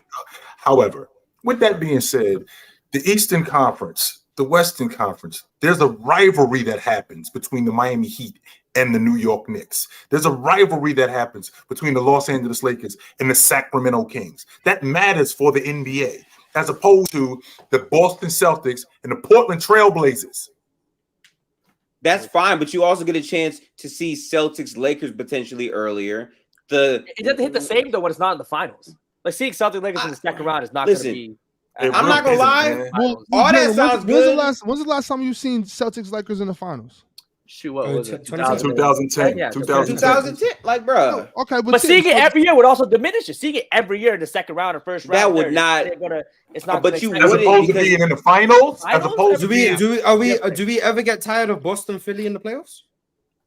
Do we ever get tired of Boston, Philly in the playoffs? Yeah, do we ever get tired of it? Exactly. So why would we get tired of Boston Lakers? Was Boston, Philly a thing in the 2000s or even the late 2000s? No. Are you forgetting because any of these the 80s, Boston, Philly? 80s, yeah, 80s. I'll give it to you. It's the historical series. Even now, it's cool. The difference, Mars, is Boston. The difference is Boston Lakers. We didn't get tired of that because it was in the finals and it meant more as opposed to being in the semifinals. Chill. I promise you, a 1 through 16 playoff seed will mean a lot. It will mean a lot. In the 60s, Boston Lakers kind of was in the second round. Kind of. Here we go. Technically. Kind of. It kind of was in the second round. I won one series to get to the Boston Celtics. Technically speaking. I won one series to get to the Lakers. And no one was tired of it. But look, imagine this. Like, imagine that you have a 16 seed upset of 1 seed. Like, that's historical stuff. And you can actually see that anyway. We see an 8 seed drop 1 seed. We see that. Yeah, but it's different. It's not the same. No, chill. It's not the same. You know it's not the same. Sure, a 16 seed sounds better. It sounds way better. Plus, we get to potentially see series that we just haven't had the opportunity to see. Like, we've never seen Steph versus Giannis in a series because they're in different conferences and they haven't made the finals in the same year. We might get to see Steph versus Giannis in a series.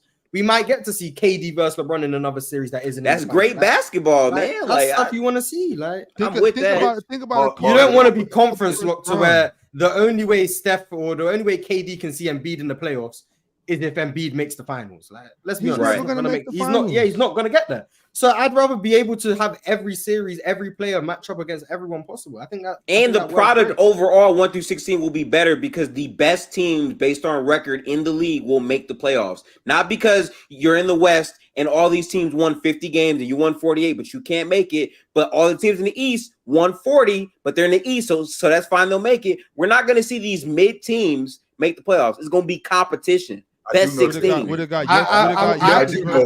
I have a question for you guys, and I think Nick Wright said this, and I don't know how I heard it, but I think Nick Wright said this. How do you guys feel about the top seed being able to draft their playoff opponent? So, like, you get the 1 seed in the regular season. Interesting. And let's say the 8 seed is a team that was injured in the regular season, and they were the 8 seeds. So they made the 8 seed based on the fact they were injured, but they're going to be back in the playoffs. Healthy. Right. That's not really beneficial for the number 1 seed to have to play against a full strength finals contender because they were the 8 seed based on injuries. Whereas they could draft and maybe I do want the Knicks in the first round because you know what? They have Julius Randle. even though they're the 6th seed, I'd rather play against the Knicks. Can I pick them as the team I want to play? Does every team get the draft? I think the 1 seed. Yeah, and then only so the the one seed, right? The 1 seed will pick. They'll have the pick of every other team that's in the postseason. And then the next team will be the 2 seed. They get a pick of everyone else who's left. 3 seed 4 all the way down, and then the last team's available will be the 4 or 5. I would. Like, I don't like it. I don't like it, but I might be able to edge it, a little closer to it if it's not like the one can pick everybody. I think if the top 4 seeds pick for the bottom 4 seeds, they can pick from the bottom 4. So 5 through 8. Only the bottom 4. Okay. Because if we make the 2nd seed, but the 1 seed picks you, it's like I'm not just because they match up better. To be honest with you, Big Ox, the Milwaukee Bucks are not coming into the playoffs going, all right, we want Denver in the first round. No, they're not doing that. Well, no. I'm just saying because a lot of it's based on matchups. You know what I'm saying? So we might have got to the 3 seed just because we were shooting the lights out, but we might have to play against a team like with Joel Embiid and we got small guards. I don't know. I'm just hypothetically speaking. If I know my team matches up better with the 3 seed. I'll take them. Like we want y'all. I'm not gonna lie, Ox. I respect that, but at the same time, I kind of feel like if you made the 1 seed, you're the 1 seed. Like you better have some pride to have won that many games. And now you're ducking.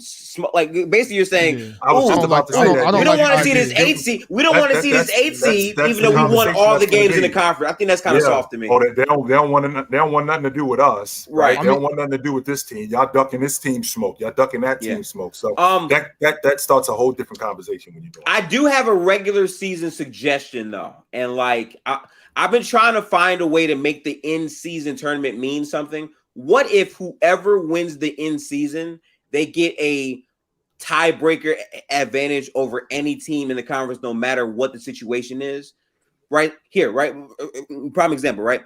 3 teams in the West. Let's say the Pelicans, the Kings, and maybe the Clippers, right? Let's say the Kings win their entire in-season tournament, right? So that means if there's a 3-way tie for that 6th spot, because the Kings won the in-season, they get the advantage and they make the 6th seed and those other 2 drop. I think that's a good way to make it matter because right now it's just cash, which is cool. That's fine. But I feel like playing the extra championship game in that tournament should matter somewhat. And I think that's not too overpowered. If you want it to really matter, you just give them home court advantage throughout the playoffs. If you want teams to really focus on it, you give whoever wins that mid-season tournament, they get home court advantage. Yeah, but you might not make the playoffs though. If you don't make the playoffs, that's on you. But what if we guaranteed that? Like if you win a mid-season tournament, you guaranteed making the playoffs. I think that's a lie. No, you don't want to do that because then people start. I don't know about that. I don't want to do that. I think that. I know you don't want that. It's gonna be a lot. I'm just trying to stay balanced in between what the league wants because again, I feel like having the tiebreaker advantage is a big advantage because at the end of the season, like I remember how close it was for the Clippers, the Lakers, and also the Warriors at the end of this upcoming season where one game mattered tremendously. Yes. Them having that one game in the tuck would dramatically shift the standings and would make teams care a bit more about the end season just to make sure if anything happens, if we get hurt or whatever, we got this one game advantage over every other team. I like the home court advantage idea. I like that. Yeah, I'm with that too. All right, so like if the Kings win the tournament and they make the playoffs as the 8th seed, they have home court over the 1 seed? Yeah, they have home court through every round. See, I don't like that. I don't like that neither. No, hell no. Yeah, because that means you better win. How many games is the in-season tournament? Like 5 games? I think it was 4. I think it's 4. Yeah, and they're all single elimination games. 82. 4 games is an overriding 82. I'm not doing that. I'm not doing that for that reason because we bust our ass the entire year to be the 1 seed and because you won. Hold on. It's 4 pool games, and then they go into the tournament style bracket play elimination. So less than 10 games is not overriding. I believe you got to win 7 or 8 games. 7 games isn't overriding the 82 game season. To me, well, I mean, I understand that it doesn't. Like obviously 7 doesn't weigh the same. It's 8 games. I think you play each team twice. So anything under sub 10, I understand what you're saying, Morris. But that's the way to make it mean something. Yeah, I agree. I agree. That would definitely make it mean something. It's just like money. It's just like money. Now this paper isn't nothing, but now we're saying it's $10. Go buy something. Right. Okay, it's worth something now. You know what I mean? Like I think the hard part is you have to balance like finding a way to make it exciting, but also not breaking the league. And I think having some type of leg up advantage created. Like it could be that, or like whoever wins gets this percentage of the cap off of their book. Like something small that gives teams some reason to care more than just X players making money. Messing with the cap, that's not small. What if they gave you like top 5 lottery odds in the draft lottery? I think that's a lot too. That's crazy. That's worse. That's worse than home court advantage. It's not a guaranteed top 5 pick. You just have for example, Detroit had the odds for the number 1 pick and they fell to 5. Yeah. So but they still got. Well, yeah, but you are guaranteed to some. I'm sorry, you're guaranteed to have a lottery pick. Yeah, it'll give you a lottery pick. That's kind of a problem to me, right? Okay, here. What if the number 1 seed wins the entire in-season tournament? Now they're guaranteed to have a lottery pick. High, and they win a championship, and they win the NBA championship. Yeah, I don't. I hear. You got to think about it though. You got to think about though, like the best. So that shifts a lot of weight around because on top of that, also. So I'm looking at it like it's making us all play. It's making even the mid teams play harder because if you look at it, the top teams already getting home court advantage. So if they win it, it's just like okay, well we regular schedule programming. But if another team wins it, now it's like to where now you guys have to compete when you play them. When the Lakers play Detroit, Brian, you got to play because we can't let them get home court advantage. Even though that might not obviously they're not playing Detroit because they're all in their conference. You know what I'm saying? Yeah. So a weak team like when y'all play Houston. No disrespect, Morris, because I like where Houston's going. But I think the league sleep on them still. I'm not, but they are. So when the Lakers play them, it's like, Brian, you got to play because we might see them in the playoffs. You know what I'm saying? AD, no rest to that. So it kind of keeps natural order of things. I like that for Adam Silver because I think Adam Silver is on legacy mode. You know what I'm saying? I think he's trying to leave his stamp on the NBA. Like I changed the league. So I do think the play-in was a really good thing. How about we keep the current play-in tournament and get rid of this bullshit play-in tournament that we got going on? Because we already got a play-in tournament. I'm with that too. How about that for an idea? How about extra stuff going on? We already have a play-in tournament. We already have a play-in tournament. I'm sorry. We got to keep it pushing. It's all good. Terrell Montgomery says CP3 will probably get a ring like Gary Payton. Yeah, this year. If he does, this year will be as Gary Payton. Chip 41 said Mavs season ended when Dorian Finney-Smith left. He was the only plus defender. Our bigs have been bad since Tyson Chandler left. Got more defenders and athleticism now, plus Derek Lively. These things are true, but Derek Lively is a first-year player. Yeah, we don't know. The best defensive player in college. I'll give him that. But like Mark said, that is fine. That is fine. But it's like you're still playing in the NBA for the first year, bro. And some bigs have a very hard time adjusting. It's very hard to adjust to the NBA level, especially at the 5, because you have to play pick and roll defense. And college bigs don't have the same responsibilities as NBA bigs. Not only do they not have the same responsibility, we still have a glaring hole with the Dallas Mavericks that they still not having filled, which is a guy that we still don't have a strong wing. Buckets. Yeah. We don't have a guy that we can go to on a box for buckets. That's been a problem with them for years. Go to Luka in the low post. Get Luka in the post. I'm with it. Slime That's intern not a terrible idea.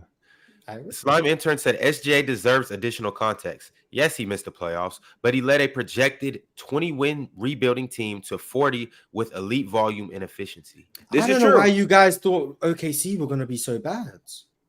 I did think they were. I didn't think that they were going to be Detroit or Charlotte. I'm pretty sure I said before the season playing. I'm pretty sure I said before the season I had them in the play-in. I just don't think people watch Shai, bro. He's been a good player. I don't, okay. Great season. I think I had Shai top 25 last year. OKC's still not that good of a team. I wouldn't be surprised if they missed the playoffs this year. Ron, you wild as hell. They might miss the playoffs this year, but that's because the West has about 9 teams that are. I think OKC. I don't think OKC is a playing team. I think they are a playoff team. I think they're a top 6 seed. I mean, that's fine for you to say, but there's 9 other good teams in the West. I'll give them 46. I'm with Wes on that. Yeah.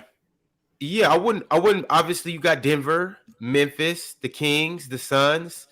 Let's say the guys on the Clippers put it together. The Clippers, but even then, the Clippers still have a better team. The Warriors, Lakers, Timberwolves, Pelicans, Oh, they banned the West is like, Timberwolves. if OKC missed the playoffs, I won't be shocked because the it's West not going to is be very surprising. good. Yeah, but I also wouldn't be shocked The if they're a top Spurs. four The seed. Spurs. Like, They got Cedi Osman. They got Cedi. One thing that they didn't. The one thing that they Spurs. didn't have last year, they have this year. That's the difference in them making the playoffs. What, Chet? Yes. But also, Tulo, I don't even think it's ridiculous to say that the Rockets are better than them.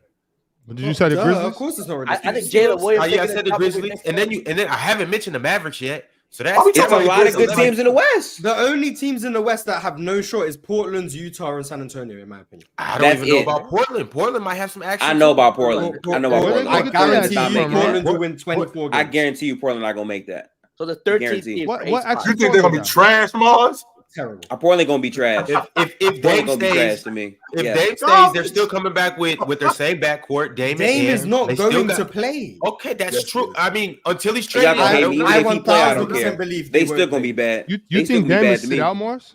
No, I think Portland will sit him. Oh, kind of. That's possible. I can understand that. Why didn't they move him then? Right. Because they haven't got anything I can't see Dame sitting on the bench in October or in November waiting to be traded. He's been working out this whole off season to sit on the bench and wait to be traded. No, I don't think Dame get injured and them losing even more of my trading. Before, I'm not gonna lie to you. I might be a hater, but even with Dame, I'm still not moved by Portland compared to all these. With Dame, 29 wins. I ain't buying that. You won't get an argument. I think Portland is garbage, but I want Dame on the crew simply off the strength that I want Scoot playing behind him so Scoot can learn the game. And I think Scoot would be much better playing behind Dame. I think Scoot can learn the game from Chauncey. He will learn the game from Chauncey, but ain't nothing like getting your ass busted in practice by Damian Lillard every day. That's true. True that. Yeah, but before I sit him down though, like I'm at least just sending him to Brooklyn. Like, okay, y'all got it. Like, you know, give me those picks, Cam Johnson. I don't think Brooklyn won his ass. I'm gonna be real with you. If they did, they would have done it already. Yeah, I don't know. I at least sending him to Orlando. I don't think he moves the needle. Trading him. He doesn't move the needle for Brooklyn. No, but Portland's gonna get pushed to the point where it's like if they are playing him and they're trying to get off him, they're gonna get pushed to the point where it's like, okay, I got to take one of these deals. It's gonna happen. Yeah. He's gonna get traded for something that's much less than what he's worth, and then we're gonna say, well, Portland got robbed. It's gonna happen. Yeah, but like I can't even say Portland got robbed because they had ample opportunity to trade him multiple years before this, and they chose not to. I don't feel bad for Portland. That's on you. Trade Dame 2 or 3 years ago. Halliburton is clearly a better point guard than Jordan Poole. That's not even. No one disagrees with that. Other it's fine. I know for sure. Like all Portland has to do is make sure they don't trade with Danny Ainge, because they're already going to get fleeced anyway. Danny Ainge gonna kill them. Just make sure that it's not with Danny, because they will never recover. Danny Ainge calls you. This is what you do. Ain't no way. Hang up that damn phone. Because I'll end up losing my house, my car, all of this stuff. All of that. Portland will never recover from what Danny Ainge do to them to get into. Why teams still trade with Danny Ainge? I don't get. Like after so many times, like it's not even once or twice. He's cut from the Red Auerbach book. He's cut from it. He learned. He got something on his GMs. He got something on his GMs. He got something on his GMs. I'm not gonna lie to you, Chill. Though I will say this: I kind of feel like Danny Ainge might be a fleece merchant. Like he only wants to pull off a deal if he fleece. Danny Ainge is living off that Brooklyn Nets trade. Danny Ainge is like with Rumpelstiltskin. Rumpelstiltskin. Okay, it'd be like that. Big name right there. I got one more and I got to bounce. Alan R said, "Yo, Jalen, where did you get that Braun blazer? Asking for a friend. Yo, Jalen, can I take this for you?" Yeah. Talk to him. He got it from Selfmade Couture. So tell your friend to go to selfmadecouture.com or on Instagram and ask for a Braun blazer. Tell him he could get Braun, Steph Curry, indeed, Kareem Abdul-Jabbar, Magic Johnson. I mean, whoever his favorite player is. Send him the photos you want. Send him the photos. Mars was asking about a Bill Russell blazer. It could come, whatever color you want. Bill Russell blazer, okay. Mm-hmm. Hey, Ron, I got to bounce, brother. All right, Chill. I will see you dudes tomorrow. Yes, same. Sir. Yes, sir. All right, Chill. I'll see you. Chill coming soon too. This afternoon, right, Bob? Yeah. Also got to bounce. I appreciate the show today. Big shout out to everybody who is here today. So I'll catch you guys. All right, Gifted. Oh, damn, Ron left as well. Okay, we're cooked. That's all right. That's okay. That's crazy. You pulling up super chat? Yeah. Oh, there you go. There we go. My bad, y'all. I thought I had to leave too. Trae White said the incentives should have to be realistic also. Yes. For the NBA, yeah. That should be a prerequisite for sure. I think Nick Collison had an MVP incentive in his contract. So no way. Yeah, no they're not way. usually realistic. The NFL is notorious for this. The last week of the season, there'll be a guy. It'll be like 1,000 yards for an extra 500,000. The quarterback will force feed the ball, or another player needs 2 touchdowns. That's a real thing in sports. Yeah, but Nick Collison having an MVP incentive in his contract. Hey, is man, kind of you never know, like, man. why? You never know. Nah, man, why waste the ink, man? Like, you're wasting ink, you're wasting paper. You know what I'm saying? Set yourself goals. He's like, I want to. That's bad. Really, honestly, like trolling like that is bad for the environment, and we need to do better. The NBA needs to do better because they're recklessly cutting down trees in the rainforest for y'all to do bullshit like that. Think about Mother Earth, man. Y'all get your shit together. Sixers are frauds, said De'Aaron Fox or Jamal Murray. We were actually supposed to do De'Aaron Fox versus SGA today. De'Aaron Fox. De'Aaron Fox, but Jamal Murray in the playoffs. Jamal Murray's just annoying to debate because it's playoff Jamal Murray and regular season. It's just 2 different players, I think. Y'all gotta stop. You just got to apply the Jokic tax. I guess that's true. Y'all got to stop breaking the man's career down to 2 playoff runs. So let's talk about it. Let's talk about that playoff elevation is so crazy though that it's just. Where was the playoff elevation in 2019? No, I'm saying 2020, the bubble, and then this last season. Just pick and choose the years. I'm saying those 2 years crazy. Interesting. Eli the Misfit said Shai has Giddey as a facilitator and initiator. Yes, he does. Yes, Giddey, Jalen Williams this year. I'm telling you, man, the jump he's gonna make. I'm big on him. No, not seeing much of that jump. Alan R said, "Ron, stick to hosting, champ." That's he not rocking with your takes. That's tough. Thank you. Yes. MP13 said, even with Dirk's jump shot, he doesn't have the post game footwork or spatial awareness to complement that jump shot. I agree. I mean, you have a jump shot, you just shoot, but I suppose. I mean, you have to, especially in the post. I mean, the footwork's important. He's not Dirk. Just because he can shoot. I've seen Giannis shoot that one leg fadeaway. Okay, buddy. Only thing that he didn't have was Dirk's touch. Mm-hmm. I've seen Giannis shoot open threes. Only thing he doesn't have. Yeah, the open threes, 1,000%, but not all of it translates. James Bale said, top of the morning panel. If Giannis had Steph Curry shooting, wouldn't he be considered just another KD? Just the ability to get to the rim? No, he wouldn't. No, Steph's shooting ability is because the shooting gap between Steph Curry and Kevin Durant is sizable. Football CF Candy said, thoughts on Cooper Flag, y'all. Generational, in my opinion. There's been someone who's been commenting on a bunch of the videos saying we need to talk about Cooper Flag, saying that he wants us to be early to the party before everything. So I think the party started. Yeah, the party been started. He just reclassified as well, so he's going to be in not next year's draft. I think the year after or something. Year after 25. Yeah. I hope we get great some way somehow. Yeah, I don't know if he's committed, but I don't think he's committed yet. Chat, let us know if Cooper Flag's committed yet.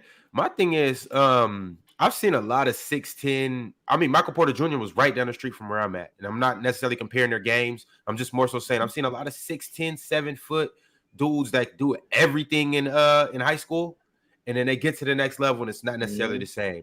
I'm not saying that's going to happen with Cooper, but all I'm saying is I got to see him in college. I got to see him in. I don't care if it's OTE. I don't care if it's the G League Ignite. I don't care if he goes overseas. I just got to see what it looks like at that next level, and then that'll give me a much better gauge on all. I hear that. I hear that, and I respect that, but he's one of them. And I'm not saying he's not dope. But once again, we can go back through every year. It's always, or every 2-3 years, you'll get a big guy like this, 6'10" dude, and you're like, damn, this dude might be, the face of the NBA. But that's a trend in the NBA right now. These 7-foot guys who have the handle, can shoot the ball from the outside. They're all just getting a lot of hype. Lyndon Ahigi said consensus felt Giannis would have won 2022 with Chris. I think Steph would have won 2019 with Clay. Still wasn't considered the best. So Mountain Gaming said, is Steph offensive gap so big that his individual defense doesn't matter? Well, for the most part, against most people, yes. He's a generational offensive player, so we can overlook. Except Dwayne Wade against better. Kyrie. Yeah, Dwayne Wade better as well. Sai said, Danny Ainge call you the contract is quote unquote scam likely. No doubt. Or the contact, my bad. Slime Intern said, OKC will be a playoff team. Chet over Jalen Williams is a generational upgrade. Jalen Williams may be the second best player on the team. Also added a former EuroLeague MVP who is a sniper and a passer. In case you guys don't know what he's talking about Vasily Micic. I'm on the Jalen Williams train. I wouldn't be shocked to be the second best player for them this year. All right, y'all. We got a few members. I'm going to go ahead and shout out everybody who became a member. I'm CJ Live became a member. Big Storm became a member today. What up, Big Storm?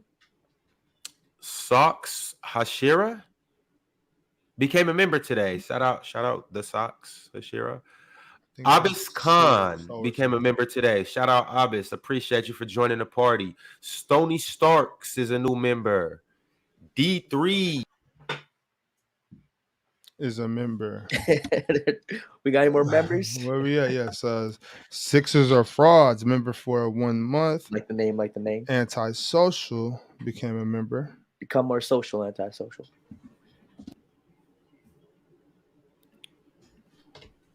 Gene Jacquerin. Yeah. Gene Jacquerin. New member. And Sick OG is the last person to become a member today.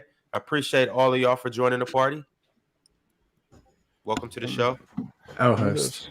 I wonder if Stony Starks has any relation to Tony Starks. I like it.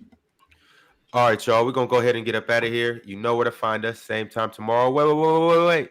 Ridge Raw 7 became a member. Last second member. Appreciate you, Ridge Raw. There it is. Hey, way to beat the clock. And then Eli the Misfit said, should OKC make Giddey take a Manu role? What does that mean? Like coming off the bench? OKC make Giddey. I don't mind. Yeah, get him off the bench, play make, do a little scoring. I'm not mad at that. I actually like that. If Jalen Williams takes that jump, he can. I mean, why would you just play all three of them together, though?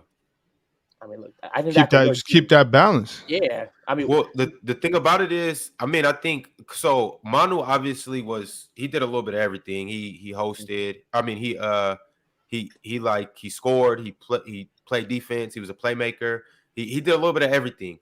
But the thing about it is, I don't necessarily compare Giddey to Manu. Giddey's more of a facilitator and a pass first guy, as opposed to Manu. He was a spark plug off the bench. Yeah. You see what I'm saying?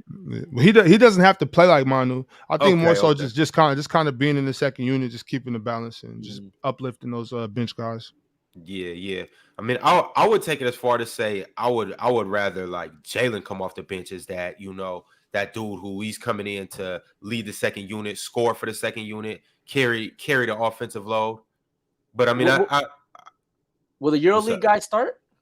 The one they signed to EuroLeague? No, he won't start. So maybe he's good. He's good. He got game, but he's not starting over Giddey or SGA. He's for sure not starting over SGA. We could just get that out there. Okay. So maybe he'll be the guy coming out the bench as I mean, I guess they could. I don't see him starting over Jalen Williams either, though, too, because I think OKC has a lot of promise for him, and they want to get him like involved, and they want to get him going, and kind of start seeing his ascension. So I mean, I see Vasily coming off the bench. I like it. All right, y'all. Anything on the way out? You want to talk to the people? I want to think anything on the way. Any news that hit recently? Oh, shout out Michael Orr, man. If they screwed you, get your money back, Michael Orr. Get your money back. All right, y'all. Well, y'all know what time it is. Tomorrow.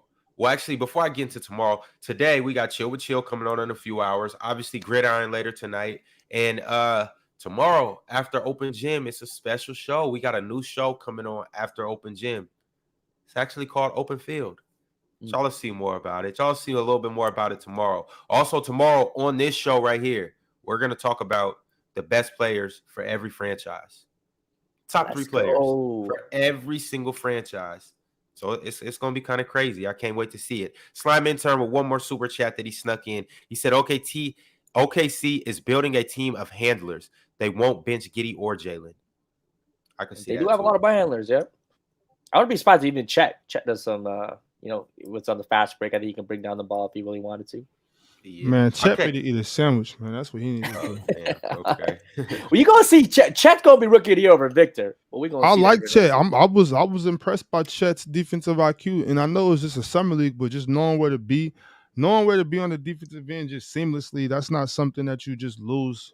You know, especially with his size and athleticism, he's gonna be able to do that too. On the defensive end, Chet, I think he's gonna be a future defensive player of the year. Yeah, Chet got game. I don't think we give Chet enough credit for like how good of a basketball player he is. And then also too though, like on the offensive end, I don't see Chet really being, and he could be. Obviously, he's still young, and he could shoot, he could handle. He got a little post game. I don't know if I ever see Chet being like a 25, 24 point per game type of guy, but I do think that he's going to contribute a lot on the offensive end other than scoring. I think him just being a threat to space the floor, him being a lob threat, him being a guy that he seems like he knows how to kind of move without the ball. I think he's going to be one of those guys where he helps them tremendously on offense without just having to score 30 points a night. I think he's going to be a consistent 15 and 10. Yeah. I was about to say 16 and 12. 16 and 12 from Chet. You know what I'm saying? That puts him that makes him. You get SGA give you 25, 30. Jalen Williams give you maybe with 2 or 3 blocks too. Yeah, 2 or 3 blocks for sure. That team's looking better and better the more I think about it. Like the more you really think about the pieces, it's like, yep, they really might be that team. All right, y'all. Tomorrow, you know where to catch